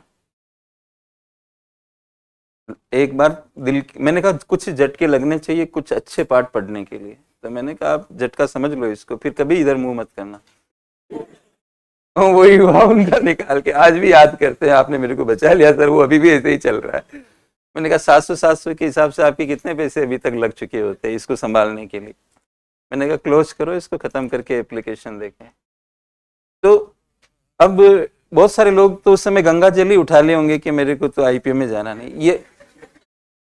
और पिछली बार एंकर इन्वेस्टर मैंने पढ़ाया था, वो एंकर इन्वेस्टर उसके बाद आया इंडिया में। 30 दिन तक नहीं बेच सकते क्योंकि लिस्टिंग के दिन प्रेशर आता है। ये सबक मिला था रिलायंस पावर से। उतनी बात मैंने पिछली बार नहीं करी क्योंकि क्या ही जरूरत थी उसकी, लेकिन ये अभी थोड़ा सा पढ़ रहे हो ना, यूपीएससी है ये तो। अब वो घुमा के पूछा कि प्राइमरी मार्केट में लिस्टिंग साइकिल छोटा होना चाहिए क्योंकि, तो फिर आप हंस गए, पढ़ के भी फिर नहीं पढ़े जैसे हो गए। इसलिए मैंने इसकी वजह बता दी और एक केस स्टडी भी आपके सामने रख दी।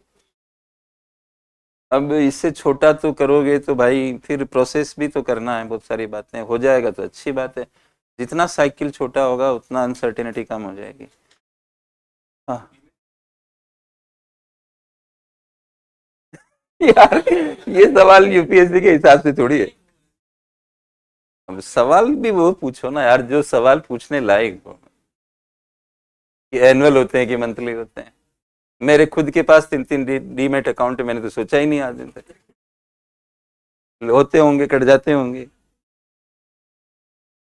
इसमें क्या चार्जेस लेने हैं उनको, और थोड़े टाइम के लिए क्या होता है वो फ्री देते हैं। अच्छा, आजकल क्या पैकेज बना देते हैं, दलाल कंपनियां कहती है हमारे यहाँ से जुड़ो, डिमेट फ्री। मैं कैसे बोल सकता हूँ आपको कि क्या है, लेकिन जो डिमेट करती है उनको डिपॉजिटरी कहते हैं। एनएसडीएल का सवाल था पिछली बार, है ना, तो उनको तो चार्ज देने ही पड़ेंगे क्योंकि वो तो काम कर रही है भाई, इलेक्ट्रॉनिक लेजर और सारे सिस्टम को मेंटेन करी तो फ्री में कहाँ से करेगी। तो दलाल कंपनियां या दूसरे लोग उनको देते होंगे। अब कस्टमर से ले रहे हैं नहीं ले रहे हैं, किस हिसाब से ले रहे हैं, मंथली ले रहे हैं, साल भर में ले रहे हैं, 5 साल में ले रहे हैं, ये मैं कैसे बता सकता हूँ आपको। और टेक्निकली देखा जाए तो ये कोई सवाल नहीं है, मतलब जिसमें दम हो सवाल के अंदर। एनुअल मंथली इनका क्या ही मतलब बनता है। इसलिए मैं मना करता हूँ मैं क्लास में। भाई सवाल की साधना करो पहले तो। अब एक चल रहा है उसमें, मजाक कर रहा हूँ ना। मजाक करो, एक चल रहा है उसमें ऐसे फेंक दी। भाई मेरे को ज्ञान नहीं है, ये मैं बता देता हूँ, मेरे को कुछ नहीं आता। मैं बहुत नेगेटिव चल रहा हूँ, मतलब जीरो से भी माइनस में हूँ। मेरे को बहुत पढ़ना पड़ता है, सच बात तो यही है। और अभी तक लग ही रहा है कि कितना पढ़ना पड़ेगा। तो इसलिए मेरी परीक्षा के, आप मेरी परीक्षा मत लिया करो क्योंकि मैं उस लायक नहीं।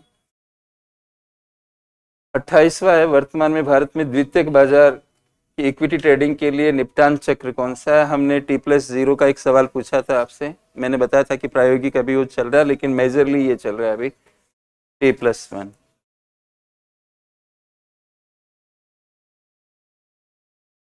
29वां सवाल है। एल्गो ट्रेडिंग से तात्पर्य है, ये तो आप बहुत अच्छे से जानते ही होंगे, कंप्यूटर प्रोग्राम और स्ट्रेटेजी बनी हुई रहती है और कंप्यूटर अपने हिसाब से बेचना खरीदना करते रहते हैं। एल्गोरिदमिक ट्रेड कहते हैं इसका, है ना। इसके बाद 30वें नंबर के सवाल पे आ गया हूं मैं। स्वतंत्र निदेशक मुख्य रूप से किस लिए नियुक्त किए जाते हैं? बोर्ड ऑफ डायरेक्टर्स में होते हैं ये। बी उत्तर है, उद्देश्यपूर्ण निर्णय लेने और अल्पसंख्यक शेयरधारकों की रक्षा सुनिश्चित करने के लिए।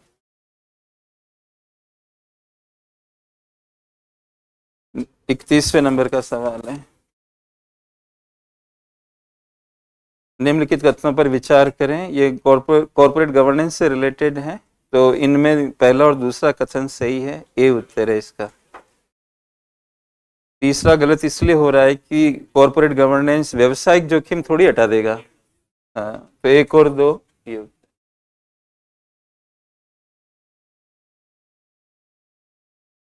32वें नंबर का सवाल है, निम्नलिखित में से कौन सा एनएसई का एसएमई प्लेटफॉर्म है? स्मॉल मीडियम एंटरप्राइज वाला इमर्ज है ये। बी उत्तर है इसका।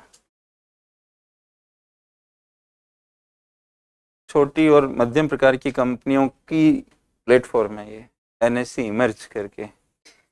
इसके बाद अगला सवाल है, निम्नलिखित में से कौन सी भारतीय कंपनी आईडीआर ओब्लिक विदेशी लिस्टिंग के माध्यम से विदेश में सूचीबद्ध है?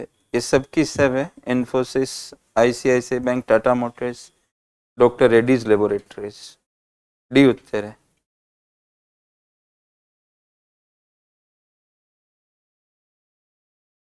बाहर के स्टॉक एक्सचेंज में लिस्ट होना जरूरी होता है। एडीआर जीडीआर कुछ भी निकाल रहे हो आप, तो वो फिर निकलेंगे कैसे?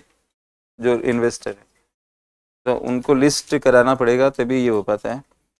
34वें नंबर का सवाल, ये जीरो कूपन जीरो बॉन्ड्स के नियमों को लेकर मैंने पूछा है इसमें। तो इसका इश्यू साइज पहले 1 करोड़, मतलब जो भी निकालेगा सोशल एंटरप्राइज वो उसके हिसाब से कह रहे हैं। 1 करोड़ से घटाकर 50 लाख कर दिया, मतलब कम से कम 50 लाख के बॉन्ड तो वो निकालेगा। तो ये बात सही है, पहले वाली थोड़ा कम किया गया है इश्यू साइज को। और दूसरा है कि जेड पी बॉन्ड के लिए न्यूनतम सदस्यता या आवेदन आकार को 2 लाख से घटाकर 10,000 कर दिया गया। ये बात सही है, लेकिन इसके बाद में और 1,000 कर दिया गया है, तो इसलिए गलत हो जाती है। तो आप 10,000 के ऊपर गोल गिरा घुमा के 1,000 लिख लो और ये स्टेटमेंट गलत हो जाता है इस हिसाब से। तो केवल एक सही है इसमें, 34वें का पहला। मतलब जेड पी बॉन्ड अब 1,000 का भी मिल सकता है, जिसको डोनेशन देना वो ले सकता है। 35वां सवाल है शट पीरियड को लेकर। तो एक टाइम होता है जब वो लेन देन आप नहीं कर सकते, क्योंकि उनको उनकी ओनरशिप को चेंज हो जाएगी नहीं तो अलॉटमेंट वगैरह में दिक्कत होती है। तो इश्यू बंद होने के निकट वाला जो टाइम होता है वो प्रतिबंधित व्यापार रहता है, उसमें आवेदन नहीं कर सकते। और ये राइट आंसर है, बी उत्तर है इसका। 36वां है, थोड़ा ओल्ड फैशन्ड सवाल है 36वां, लेकिन नॉलेज के हिसाब से पता होना चाहिए। अंडर राइटिंग मुख्य रूप से संबंधित है।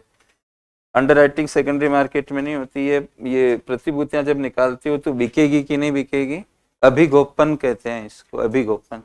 अभिगोपन में क्या होता है कि कोई संस्था पकड़ लो आप कि हमें इतने शेयर्स निकालने हैं, वो गारंटी दे देगी कि भाई ठीक है हम गारंटी देते हैं। अब वो नहीं बिकेंगे तो वो ले लेगा फिर। तो प्राथमिक बाजार में ही तो निकालते हो आप, नए जो भी निकालते हो। सेकेंडरी मार्केट में तो कंपनी को वैसे ही नहीं मतलब है, फिर लोग आपस में करते रहेंगे। तो प्रतिभूतियों के प्राथमिक इश्यू से इसका संबंध होता है। ये गारंटी होती है, मतलब एक प्रकार की ये गारंटी होती है शेयर बिकने की। मतलब नहीं बिकेंगे तो फिर वो ले लेगा जो जिसने अभिगोपन किया है। शेयर बिकने की गारंटी देता है, दी जाती है इसके अंदर अंडर राइटिंग में। भाई बाजार तो अपने आवश्यकताओं के हिसाब से प्रोडक्ट बनाता है। अब ऐसे भी टेंशन रहती लोगों को, तो किसी ने समझा कि ये कमजोरी है, इसको हम बिजनेस बना सकते हैं, तो आप डरो नहीं, हम खड़े हैं, मतलब इस तरह से वो बोलते हैं। उसके लिए फिर आपको चार्ज तो देना ही पड़ेगा, क्योंकि मार्केट में कोई भी सर्विस फ्री में मिलेगी नहीं। अब इनको नफा होगा नुकसान होगा, इसको क्या फायदा, इस तरह के सवाल मत करना कि ये क्यों कर रहा है, इसको क्यों फायदा बताइए सर, इस तरह से नहीं होता है। बुलेट बॉन्ड के बारे में, ये प्लेन वैनिला बॉन्ड और बुलेट बॉन्ड एक ही टाइप के होते हैं। कभी उनको बुलेट बॉन्ड कहते हैं, और अब आप देख लो मैंने बताया बुलेट बॉन्ड में मूल राशि का भुगतान परिपक्वता हो जाएगी तब एकमुश्त होगा, टुकड़ों में नहीं होगा। एकमुश्त बोलने अमोर्टाइजेशन में होता है, टुकड़ों में, मैंने बोला था पिछली बार। तो पहला सही है, इसमें बुलेट बॉन्ड में मूल राशि का भुगतान बॉन्ड की अवधि के दौरान तो ये गलत हो जाता है। तो 37वें का ये उत्तर है। जो प्लेन वनीला बॉन्ड होते हैं वही बुलेट बॉन्ड भी कहलाते हैं। 38वां सवाल है, परिवर्तनीय बॉन्ड के संबंध में निम्नलिखित कथनों पर विचार करें। जो भी इनमें दे रखा है ये तीनों सही है, डी उत्तर है 38वें का। जारी इक्विटी में बदला सकते हो, थोड़ा सा कम ब्याज दर, क्योंकि ये बॉन्ड्स है ना इन्फ्लेशन में 22 की पीटी में आया हुआ है। इसी तरह का सवाल दिखेगा आपको। इन पे कम ब्याज क्यों रहती है? क्योंकि इनमें गुण होता है कि इक्विटी में बदला सकते हो, और ये कहा गया कि लॉन्ग टर्म में इक्विटी इन्फ्लेशन को बीट कर जाती है। आप देखो ना आज ही सेंसेक्स को पीछे से देखो तो कितना हाई है, अभी ऊपर नीचे हो रहा, वो छोड़ दो आप। लेकिन अगर आप 20 साल का बॉन्ड लिए हुए होते आज, आपको क्या वैल्यू मिलती? कुछ नहीं, वो मूलधन मिलता आपको लास्ट में, बाकी ब्याज मिलता रहता। और 20 साल पहले आपने सेंसेक्स में लगाया होता पैसा, बहुत ऊपर की तरफ चले जाते आप। सोना और ये सब जो होते हैं ना, मतलब इन्फ्लेशन जो बढ़ रही होती है उससे ऊपर इनका चलता रहता है लंबे समय के अंदर। इसलिए जो चीज़ फायदा दे रही है तो वो फिर ब्याज नहीं देगी उतना। तो परिवर्तनीय बॉन्डों में कंपनी को ज़्यादा नुकसान जैसा रहता है इसमें, और प्लस आप उसको मालिक भी बन रहे हो, उसके वोटिंग राइट्स भी आ रहे हैं आपके पास। तो कंपनी आपको दोनों फायदे क्यों देगी? मतलब और दे रही है तो ब्याज फिर कम दे दो आप उसको, कम, उसको भी तो फायदा होना चाहिए, कहने का मतलब फायदा दोनों तरफ होगा तो मार्केट चलता है, एक की तरफ नहीं। एप्पल कंपनी को लग रहा है कि उसने फोन बनाया तो उससे फायदा हुआ, आपने अखबार में पढ़ा, लेकिन जो खरीदा उसको भी तो वेलफेयर मिला, उसको ज्यादा यूजर फ्रेंडलीनेस, हाई क्वालिटी की चीजें मिली उसको। अगर ये चीज वो नहीं देखा होता, उसका अपना स्वार्थ सोल्व नहीं हुआ होता, तो वो आईफोन नहीं लेता। दवा कंपनी ने पैसे कमाए ये तो दिख गए आपको, लेकिन जो मरीज ठीक हुआ ये भी तो बात हुई ना कोई। तो मार्केट में दोनों अपनी अपनी निगाहों से उसको एनालाइज करते हैं, लेकिन दोनों कॉन्ट्राडिक्टरी होते हुए भी मार्केट को चलाते हैं। बायर और सेलर में तो कॉन्ट्राडिक्शन ही होता है आपस में। सर्किट फिल्टर मुख्य रूप से लागू किए जाते हैं ये बी के लिए, अचानक और अत्यधिक मूल्य वृद्धि गिरावट को रोकने के लिए। अभी चांदी पे लगा था सर्किट, 20% की सर्किट बना रखी है, मतलब एक दिन में चांदी 20% से नीचे चली जाती है तो वहां ट्रेड रुक जाता है, या अप चली जाए तो भी रुक जाएगा। ऐसे अलग अलग टाइप के बेटा फैक्टर वगैरह को कैलकुलेट करके वॉलेटिलिटी के लेवल को देख के वो डिसाइड करते हैं। लोग क्या होते हैं कि वो थोड़े से अंधे हो जाते हैं, मतलब वो अरे और नीचे आगे और ले लूं क्या, मतलब एवरेज करने लग जाते हैं। आप जब करोगे ना तभी समझ में आएगा ये कि उस समय विवेक खत्म हो जाता है, काम ही नहीं करता दिमाग, और लोग बहुत गलतियां कर लेते हैं। इसलिए अभी जैसे किसी को गुस्सा आ रहा है तो आप किसी ने पानी का ग्लास दे दिया तो वो थोड़ी ठहराव आने से सारी बात ही चेंज हो गई और वो शांत भी हो गया।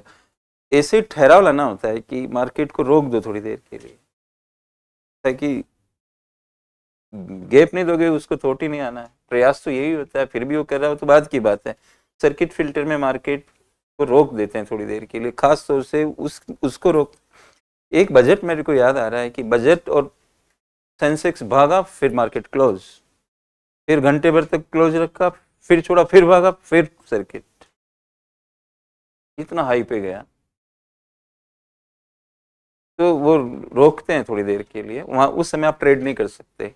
और पूरे मार्केट में कुछ शेयर्स में ऐसा हो रहा है तो फिर उनके सर्किट लगते हैं, एक में हो रहा है तो एक को लगता है, पूरा बाजार ही उसी हवा में बह रहा है तो फिर पूरे बाजार को रोकते हैं, ताकि लोग मतलब जल्दबाजी में कुछ गलत फैसले ना करें। तो सर्किट फिल्टर रहता है। 40वां, हेज फंड्स म्यूचुअल फंड से कैसे अलग होते हैं? तो केवल सर ऐसा नहीं है, कड़े कड़े कम जोखिम वाली रणनीतियों का पालन करते हैं, शॉर्ट सेलिंग और लीवरेज जैसी आक्रामक नीतियों का प्रयोग करते हैं, ये सी है। नाम से उल्टे चलते हैं ये, इनका नाम पता नहीं किसने रखा, ये तो मेरे को नहीं मालूम, लेकिन नाम है हेज फंड। हेज तो सुरक्षा होती है ना, ये आक्रामक होते हैं उल्टे चलते हैं। पैसा बनाने के लिए लेवरेज में क्या होता है, मतलब वो लोन ले लिया, लोन लेके भी पैसा लगा दिया, इस तरह से होता है। बीएससी, ये बहुत अच्छा वो है, बीएससी सेंसेक्स में किस सेक्टर का सबसे अधिक भार वेटेज है, मतलब जैसे अब 30 कंपनियां होती है, एक दो करके 30। अब इसमें ए लिखा आपने, तो ए बी और सबकी औसत वैल्यू निकालोगे तो सबको सबको आप 1 से मल्टीप्लाई कर रहे हो इनडायरेक्टली, मतलब इसका रेट 20 और 20 ही लिखते हो आप, तो आप 20 को 1 से गुणा कर रहे हो कि नहीं कर रहे हो, यही हुआ। मैथमेटिकली अगर आपने सबका औसत निकाला तो आपने सबको इक्वल मान लिया, जबकि ट्रांजैक्शन बॉम्बे स्टॉक एक्सचेंज में हो सकता है कि जेड कंपनी के सबसे ज्यादा हो रहे हैं, तो सेंसेक्स की घुमाव ट्रांजैक्शन की वॉल्यूम पर भी डिपेंड करेगी, वॉल्यूम से फिर आप लेके आओ। जैसे आप 5 वस्तुएं यूज करते हो जिसमें नमक भी है, तो आपने क्या किया कि सभी वस्तुओं की कीमतें लिख ली, नमक 50 रुपए किलो, टमाटर इतने रुपए किलो, औसत कीमत निकाल ली। गलत है भाई, जब नमक 10% बढ़ेगा तो आपके बजट पे उतना असर नहीं पड़ेगा, क्योंकि आप नमक खाते कितना हो। ये बारिश आ रही है बाहर, मेरे ऊपर कितना पानी गिरेगा, जितना होल मेरे ऊपर होगा सिंपल सी बात, जितना मेरे ऊपर होल होगा। अब जिसके ऊपर ज्यादा बड़ा होल होगा तो उस पर ज्यादा पानी गिरेगा। कहने का मतलब हम किसी वस्तु की कितनी क्वांटिटी को यूज करते हैं, उससे वेटेज निकलेगा कि आपका बजट टोटल कितना प्रभावित होगा। नमक तो पिंच ऑफ सॉल्ट यूज करते हो, कभी नमक की महंगाई के बारे में आपने अखबारों में लेखन पढ़ा है क्या, कि नमक बहुत महंगा हो गया, होने के बावजूद भी उस पर लेखन नहीं होता, क्योंकि हम नमक बहुत कम यूज करते। आप निबंध पे क्यों कम ध्यान देते, क्योंकि उसकी वेटेज कम है टोटल मार्क्स में,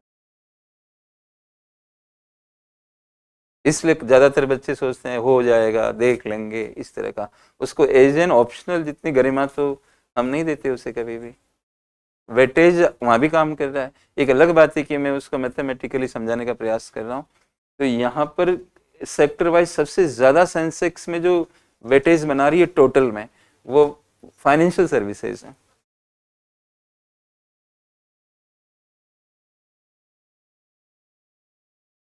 ठीक है, इंडेक्स फंड किस प्रकार की रणनीति का पालन करते हैं, पैसिव होते हैं वो, मतलब इंडेक्स को पकड़ लिया पैसा लगा रहे हैं, उनको दिमाग तो लगाना ही नहीं।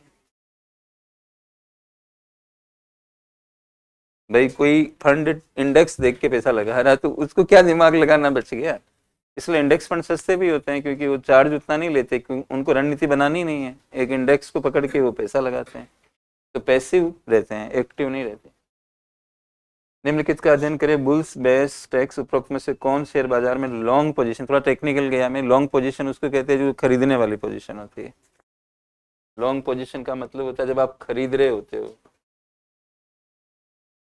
ये तो बेचता है, शॉर्ट पोजीशन लेता है, बेचने को शॉर्ट बोलते हैं। ये नहीं होगा, सॉरी माफ करना उल्टा हो गया, माफ करना, ये होगा, ये नहीं होगा और ये होगा, 1 और 3 भी उत्तर है इसका। बुल्स खरीदते ही हैं, आगे भाव बढ़ेगा इसलिए। बेयर्स बेचते हैं, जो आगे भाव बढ़ेगा बोल के जो सोच रहा है वो लॉन्ग पोजीशन है, खरीदने की पोजीशन को लॉन्ग कौन खरीदेगा। मैं स्टेक तो आपको पिछली बार बताया था, आईपीओ में लगाने वाले वो होते हैं, बुल्स होते हैं। वो बुल्स होना ही है, ये बेयर हो ही नहीं सकते कभी, क्योंकि आईपीओ में तो खरीदा ही जाता है, बेचा थोड़ी ना जाता है, बेचने वाली तो कंपनी है, कंपनी तो अपना पैसा उठाने के लिए कर रही है, उसको इस सट्टे से क्या मतलब है। और एक FVIL है जो इंडेक्स वगैरह, ये कॉल मनी मार्केट वगैरह में थोड़ा एडमिनिस्ट्रेटर के रूप में काम करता है, FBIL कहते हैं इसको। तो ये इसमें 97 में आया था, अरे सॉरी ये क्या चल रहा है, निफ्टी जूनियर, वो भी 97 से जुड़ा हुआ है, इसलिए देख लेते हैं। निम्नलिखित का अध्ययन करें, इस 97 में शुरू किया गया था, 1000 आधार है, ये निफ्टी नेक्स्ट 50 है, और निफ्टी जूनियर के बारे में तीनों बातें सही है।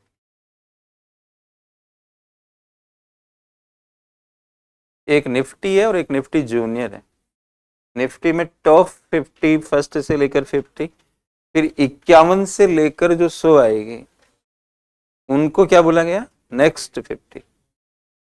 हाँ, यूपीएससी मेंस में एक बार आया हुआ है। ये तब आया हुआ जब मेंस का एक पुराना पेटर्न था, 2 पेपर होते थे जीएस के, और वो दोनों पेपर्स में 15 या 20 सवाल ऐसे होते थे जो 15 या 20 शब्दों में उनका उत्तर करना पड़ता था। उसमें हुंडी पूछा गया था एक बार, निफ्टी जूनियर पूछा गया था, उसमें केब पूछा गया था, करंट अकाउंट बैलेंस। ऐसे तो जरूरी थोड़ी कि जो मेंस में पूछ रहा है तो पीटी में नहीं आएगा, वो मेरे मोटिवेशन का कारण नहीं था। कारण ये था कि आप निफ्टी पढ़ते हो तो निफ्टी जूनियर का आइडिया है कि नहीं। पिछली बार मैं डोलेक्स 30 लेके आया था, है ना, इस तरह से। निम्नलिखित का अध्ययन करें, BSc NSC MCX NCDEX commodity derivative का कारोबार किन एक्सचेंजों पर होता है। ये मतलब बीएससी पे भी हो रहा है आजकल, एनएससी पे, सब पे हो रहा है, 1 2 3 4, और आप में से कई बच्चे इनको निकाल दिए होंगे वहां, इसीलिए सवाल पूछा ही तो है।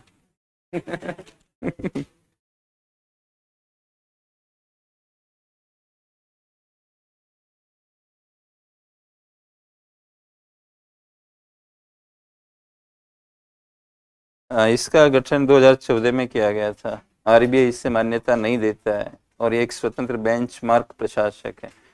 एफबीआई के संबंध में उपरोक्त कथनों में से कौन से सही है। तो ये सही है और ये सही है। आरबीआई के अंडर में चलता है, ये उसको हेल्प करता है, तो ये गलत हो जाता है। 46 का बी 1 और 3 जो है, नाम ही कह रहा है इसका फाइनेंशियल बेंचमार्क्स, ये बी जो आ रहा है बेंचमार्क बनाता है ये। जैसे दरें होती है ना कोल मनी मार्केट वगैरह की, रेफरेंस रेटें क्रिएट करता है, तभी तो उसके आसपास ट्रेड हो पाता है। ये सब काम इसका एफबीआईएल का है। 46 का भी उत्तर है। 47 पे आते हैं। आरबीआई के ये फुल्ली एक्सेसिबल रूट एफएआर के बारे में निम्नलिखित कथनों का अध्ययन करें। ये पूंजी और लाभ को मतलब वापस भेजने, रेमिट करने की स्वतंत्रता प्रदान करता है, ये बात सही है। जी सेक में असीमित निवेश की अनुमति देता है, लिमिट नहीं, कितना भी कर सकते हो इस रूट के जरिए। मतलब तो गवर्नमेंट बॉन्ड से रिलेटेड रूट है ये जो आरबीआई ने बना रखा है, बाहर से जो पैसा आता है। तो देखो एफपीआई यानी foreign portfolio investment, NRI, OCI और अन्य निवेशक और भी कोई हो तो उन सबको अनुमति है इसमें। तो 47वें का डी उत्तर है इसमें। बहुत अच्छा सवाल है बाहर के निवेश के संदर्भ में। 48वां है एनडीएसओएम के संबंध में निम्नलिखित कथनों का अध्ययन करें। तो जो भी कथन है उसमें केवल पहला ही सही है, बाकी मैं समझाता हूँ आपको। 48वें का ये उत्तर है। ये तो अब हम जान ही चुके हैं कि गवर्नमेंट बॉन्ड्स का जो सेकेंडरी मार्केट होता है वो इस प्रणाली से चलता है, negotiated dealing system order matching में पहले भी बोल चुका। तो ये अनोनिमस रहती है स्क्रीन जो होती है।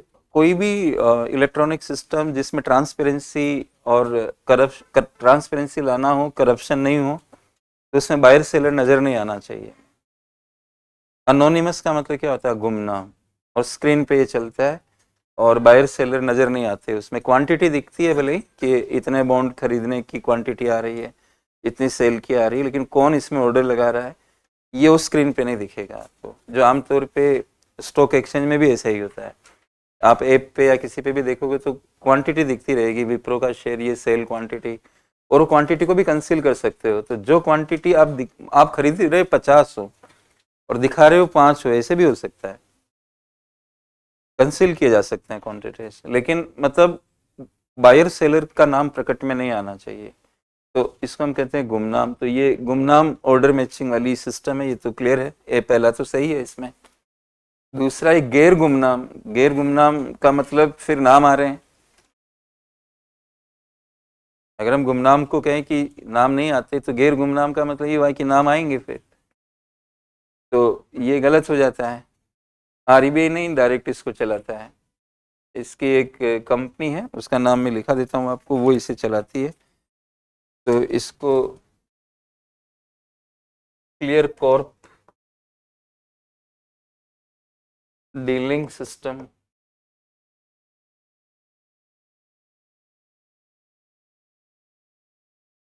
इंडिया ब्रैकेट में Limited, Clear Corp Dealing system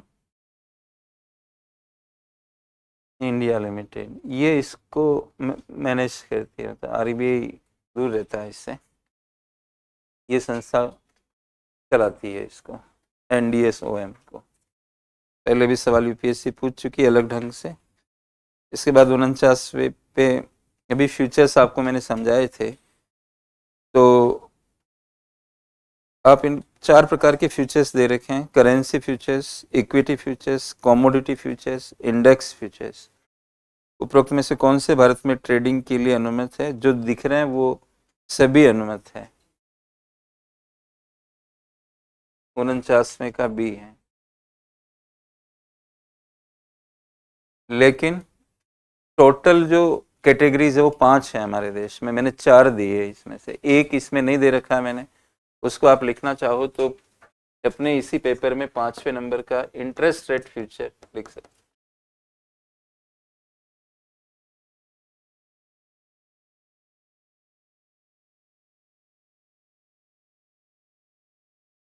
interest rate futures, क्योंकि ये लिखना इसलिए जरूरी पता लगा कि जो मैंने 4 दिए तो उसको बदल दिया उसने और इसको डाल दिया एक को यहाँ से हटा दिया, फिर कहोगे यार वो तो टेस्ट सीरीज में तो दिख रहा था, ये किस तरह का क्या हो गया? तो हो सकता है आप उसको बाहर ही कर दो कहीं। तो इंटरेस्ट रेट फ्यूचर भी है हमारे यहाँ। अब जैसे डॉलर का रेट ऐसे ही हो रहा है ना, तो किसी को अमेरिका जाना हो 3 महीने बाद तो वो अमेरिकन डॉलर की फ्यूचर ले सकता है, 3 महीने आगे का रेट देखना पड़ेगा। जैसे अभी का रेट 92 चल रहा हो, सपोज मैं देख के आया नहीं हूँ, मैं मान के चल रहा हूँ, अभी 92 स्पॉट में रेट है, 3 महीने आगे जाना आपको, अप्रैल मई में कहीं जाना है, तो आप इसका मार्केट चलता रहता है, उसमें देखना पड़ेगा आपको कि पहले तो ये तय करना पड़ेगा आपको कितने डॉलर चाहिए, और एक फ्यूचर की एक लॉट साइज होती है, मतलब मान लो $1000 का एक फ्यूचर आता है तो आप 1000, 2000, 3 ऐसे ही कर सकते हो, मतलब उसमें ऐसा नहीं होता कि 500 का फ्यूचर मिल जाएगा क्या मुझे, क्योंकि साइज फिक्स होती है इसमें, साइज फिक्स करना बहुत जरूरी होता है। नहीं तो जैसे आप एक डिपार्टमेंटल स्टोर पे गए और आपने कहा 400 ग्राम चीनी देना, तो क्या get out from this place, 400 ग्राम का क्या मतलब, हम यहाँ पे तराजू रखे हुए हैं क्या? गुप्ता जी के पास जाओ, यहाँ अरे भाई गुस्सा क्यों हो गए, बात तो बताओ, हमारे यहाँ 1 किलो की पैकेट होती है, 2 किलो की होती है, 5 किलो की, इस तरह से बोलो, 400 ग्राम क्या होता है? तो पंडित जी ने कहा कि मंदिर में चढ़ाना है, 400 ही चढ़ाना है, तो भाई घर जाके फाड़ लेना इस थैली को। हमारे यहाँ स्टैंड तो उनका स्टैंडर्ड बना हुआ, तो आपको ऑर्डर भी स्टैंडर्ड में ले जाना पड़ेगा, तब मैचिंग होगी। अरे भाई यहाँ तो वो बोल के भी चलो आपको समझा दे रहा है, इलेक्ट्रॉनिक्स में कोई बोलने आ रहा है क्या ऐसे ऑर्डर डालो, फिर तो कभी मैचिंग ही नहीं होनी जिंदगी में।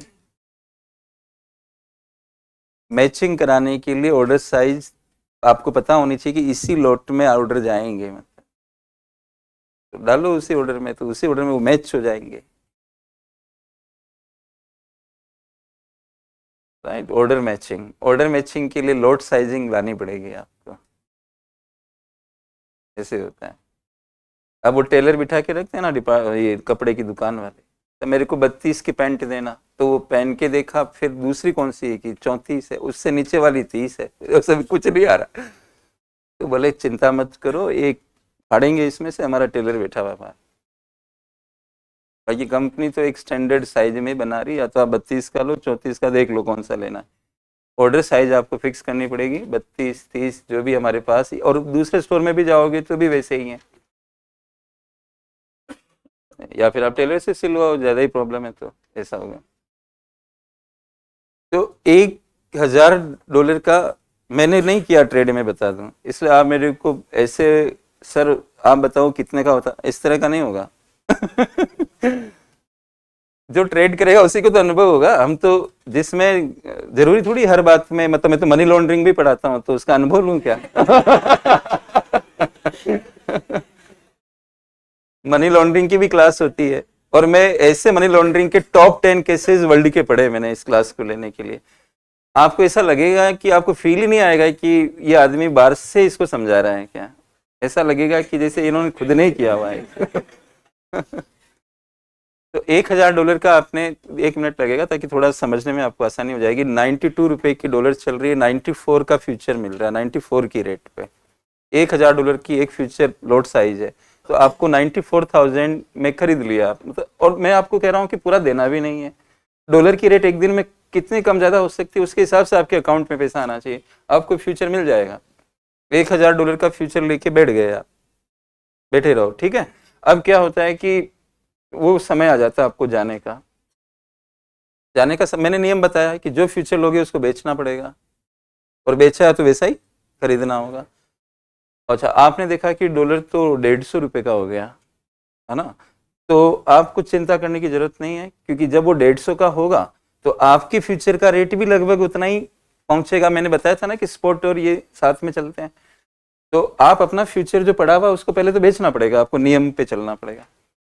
आपने कितने का लिया था? 92 का जब लिया था तब ये रेट बुक हुआ, बेच रहे हो तब लगभग 150 का रेट आ रहा है, तो आपको कितने का बेनिफिट हो गया यहाँ पे? ₹58 का। ये फायदा आवाज सुनते जाना, मैं हेजिंग कराऊंगा अभी क्लास में, न फायदा न नुकसान वाला। हेजिंग में क्या होता है कि आप अच्छे रहते हो। 58 का फायदा दिख रहा है, आप साइड में लिख लो इस फायदे को। अब आपको डॉलर लेने जाना है, अमेरिका जाना था ना, तो डॉलर वहां नहीं मिलेगा, फ्यूचर मार्केट में नहीं मिलेगा, स्पॉट पे जाना पड़ेगा। तो आपको डॉलर कितने का मिलेगा? लगभग 150 का मिलेगा। जबकि आप जब ये डील करे तो आपको टेंशन यही हो रही थी कि डॉलर महंगा हो जाएगा, महंगा हो जाएगा, और हो भी गया वो। और आपको ₹50 लगभग ज्यादा देने पड़ रहे हैं, 50 58 जो भी है वो ज्यादा देने पड़ रहे हैं, 58 ज्यादा देने पड़ रहे हैं, क्योंकि 150 हो गया। आप जिस समय सोच रहे थे 92 का था, तो एक तरीके से आपको ₹58 की मेंटल लॉस हो रही है ना, कि मेरे को इतना महंगा मिला। ठीक है, देख के आ जाओ आप। तो वो ₹58 का जो लॉस हुआ आपको इसको खरीदने में, पहले कितना फायदा उठा चुके हो? 58 बराबर।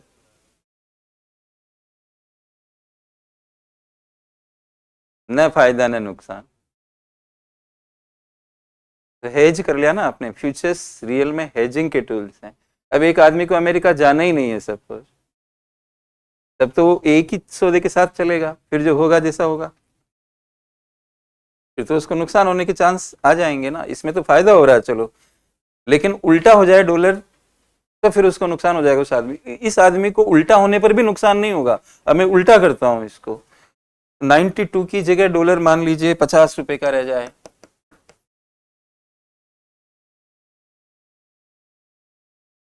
राइट।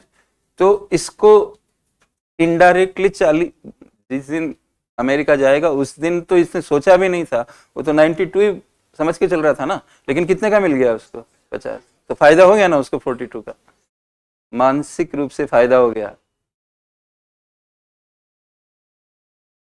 मन को समझाना पड़ेगा ना। कैसे समझाना पड़ेगा? क्योंकि अब वो अपना फ्यूचर बेचेगा तो लॉस होगा उसको, क्योंकि रेट गिर चुका है ना, लॉस होगा। लेकिन इधर मानसिक रूप से उसको क्या हो गया? गेन हो गया, बराबर हो गया ना।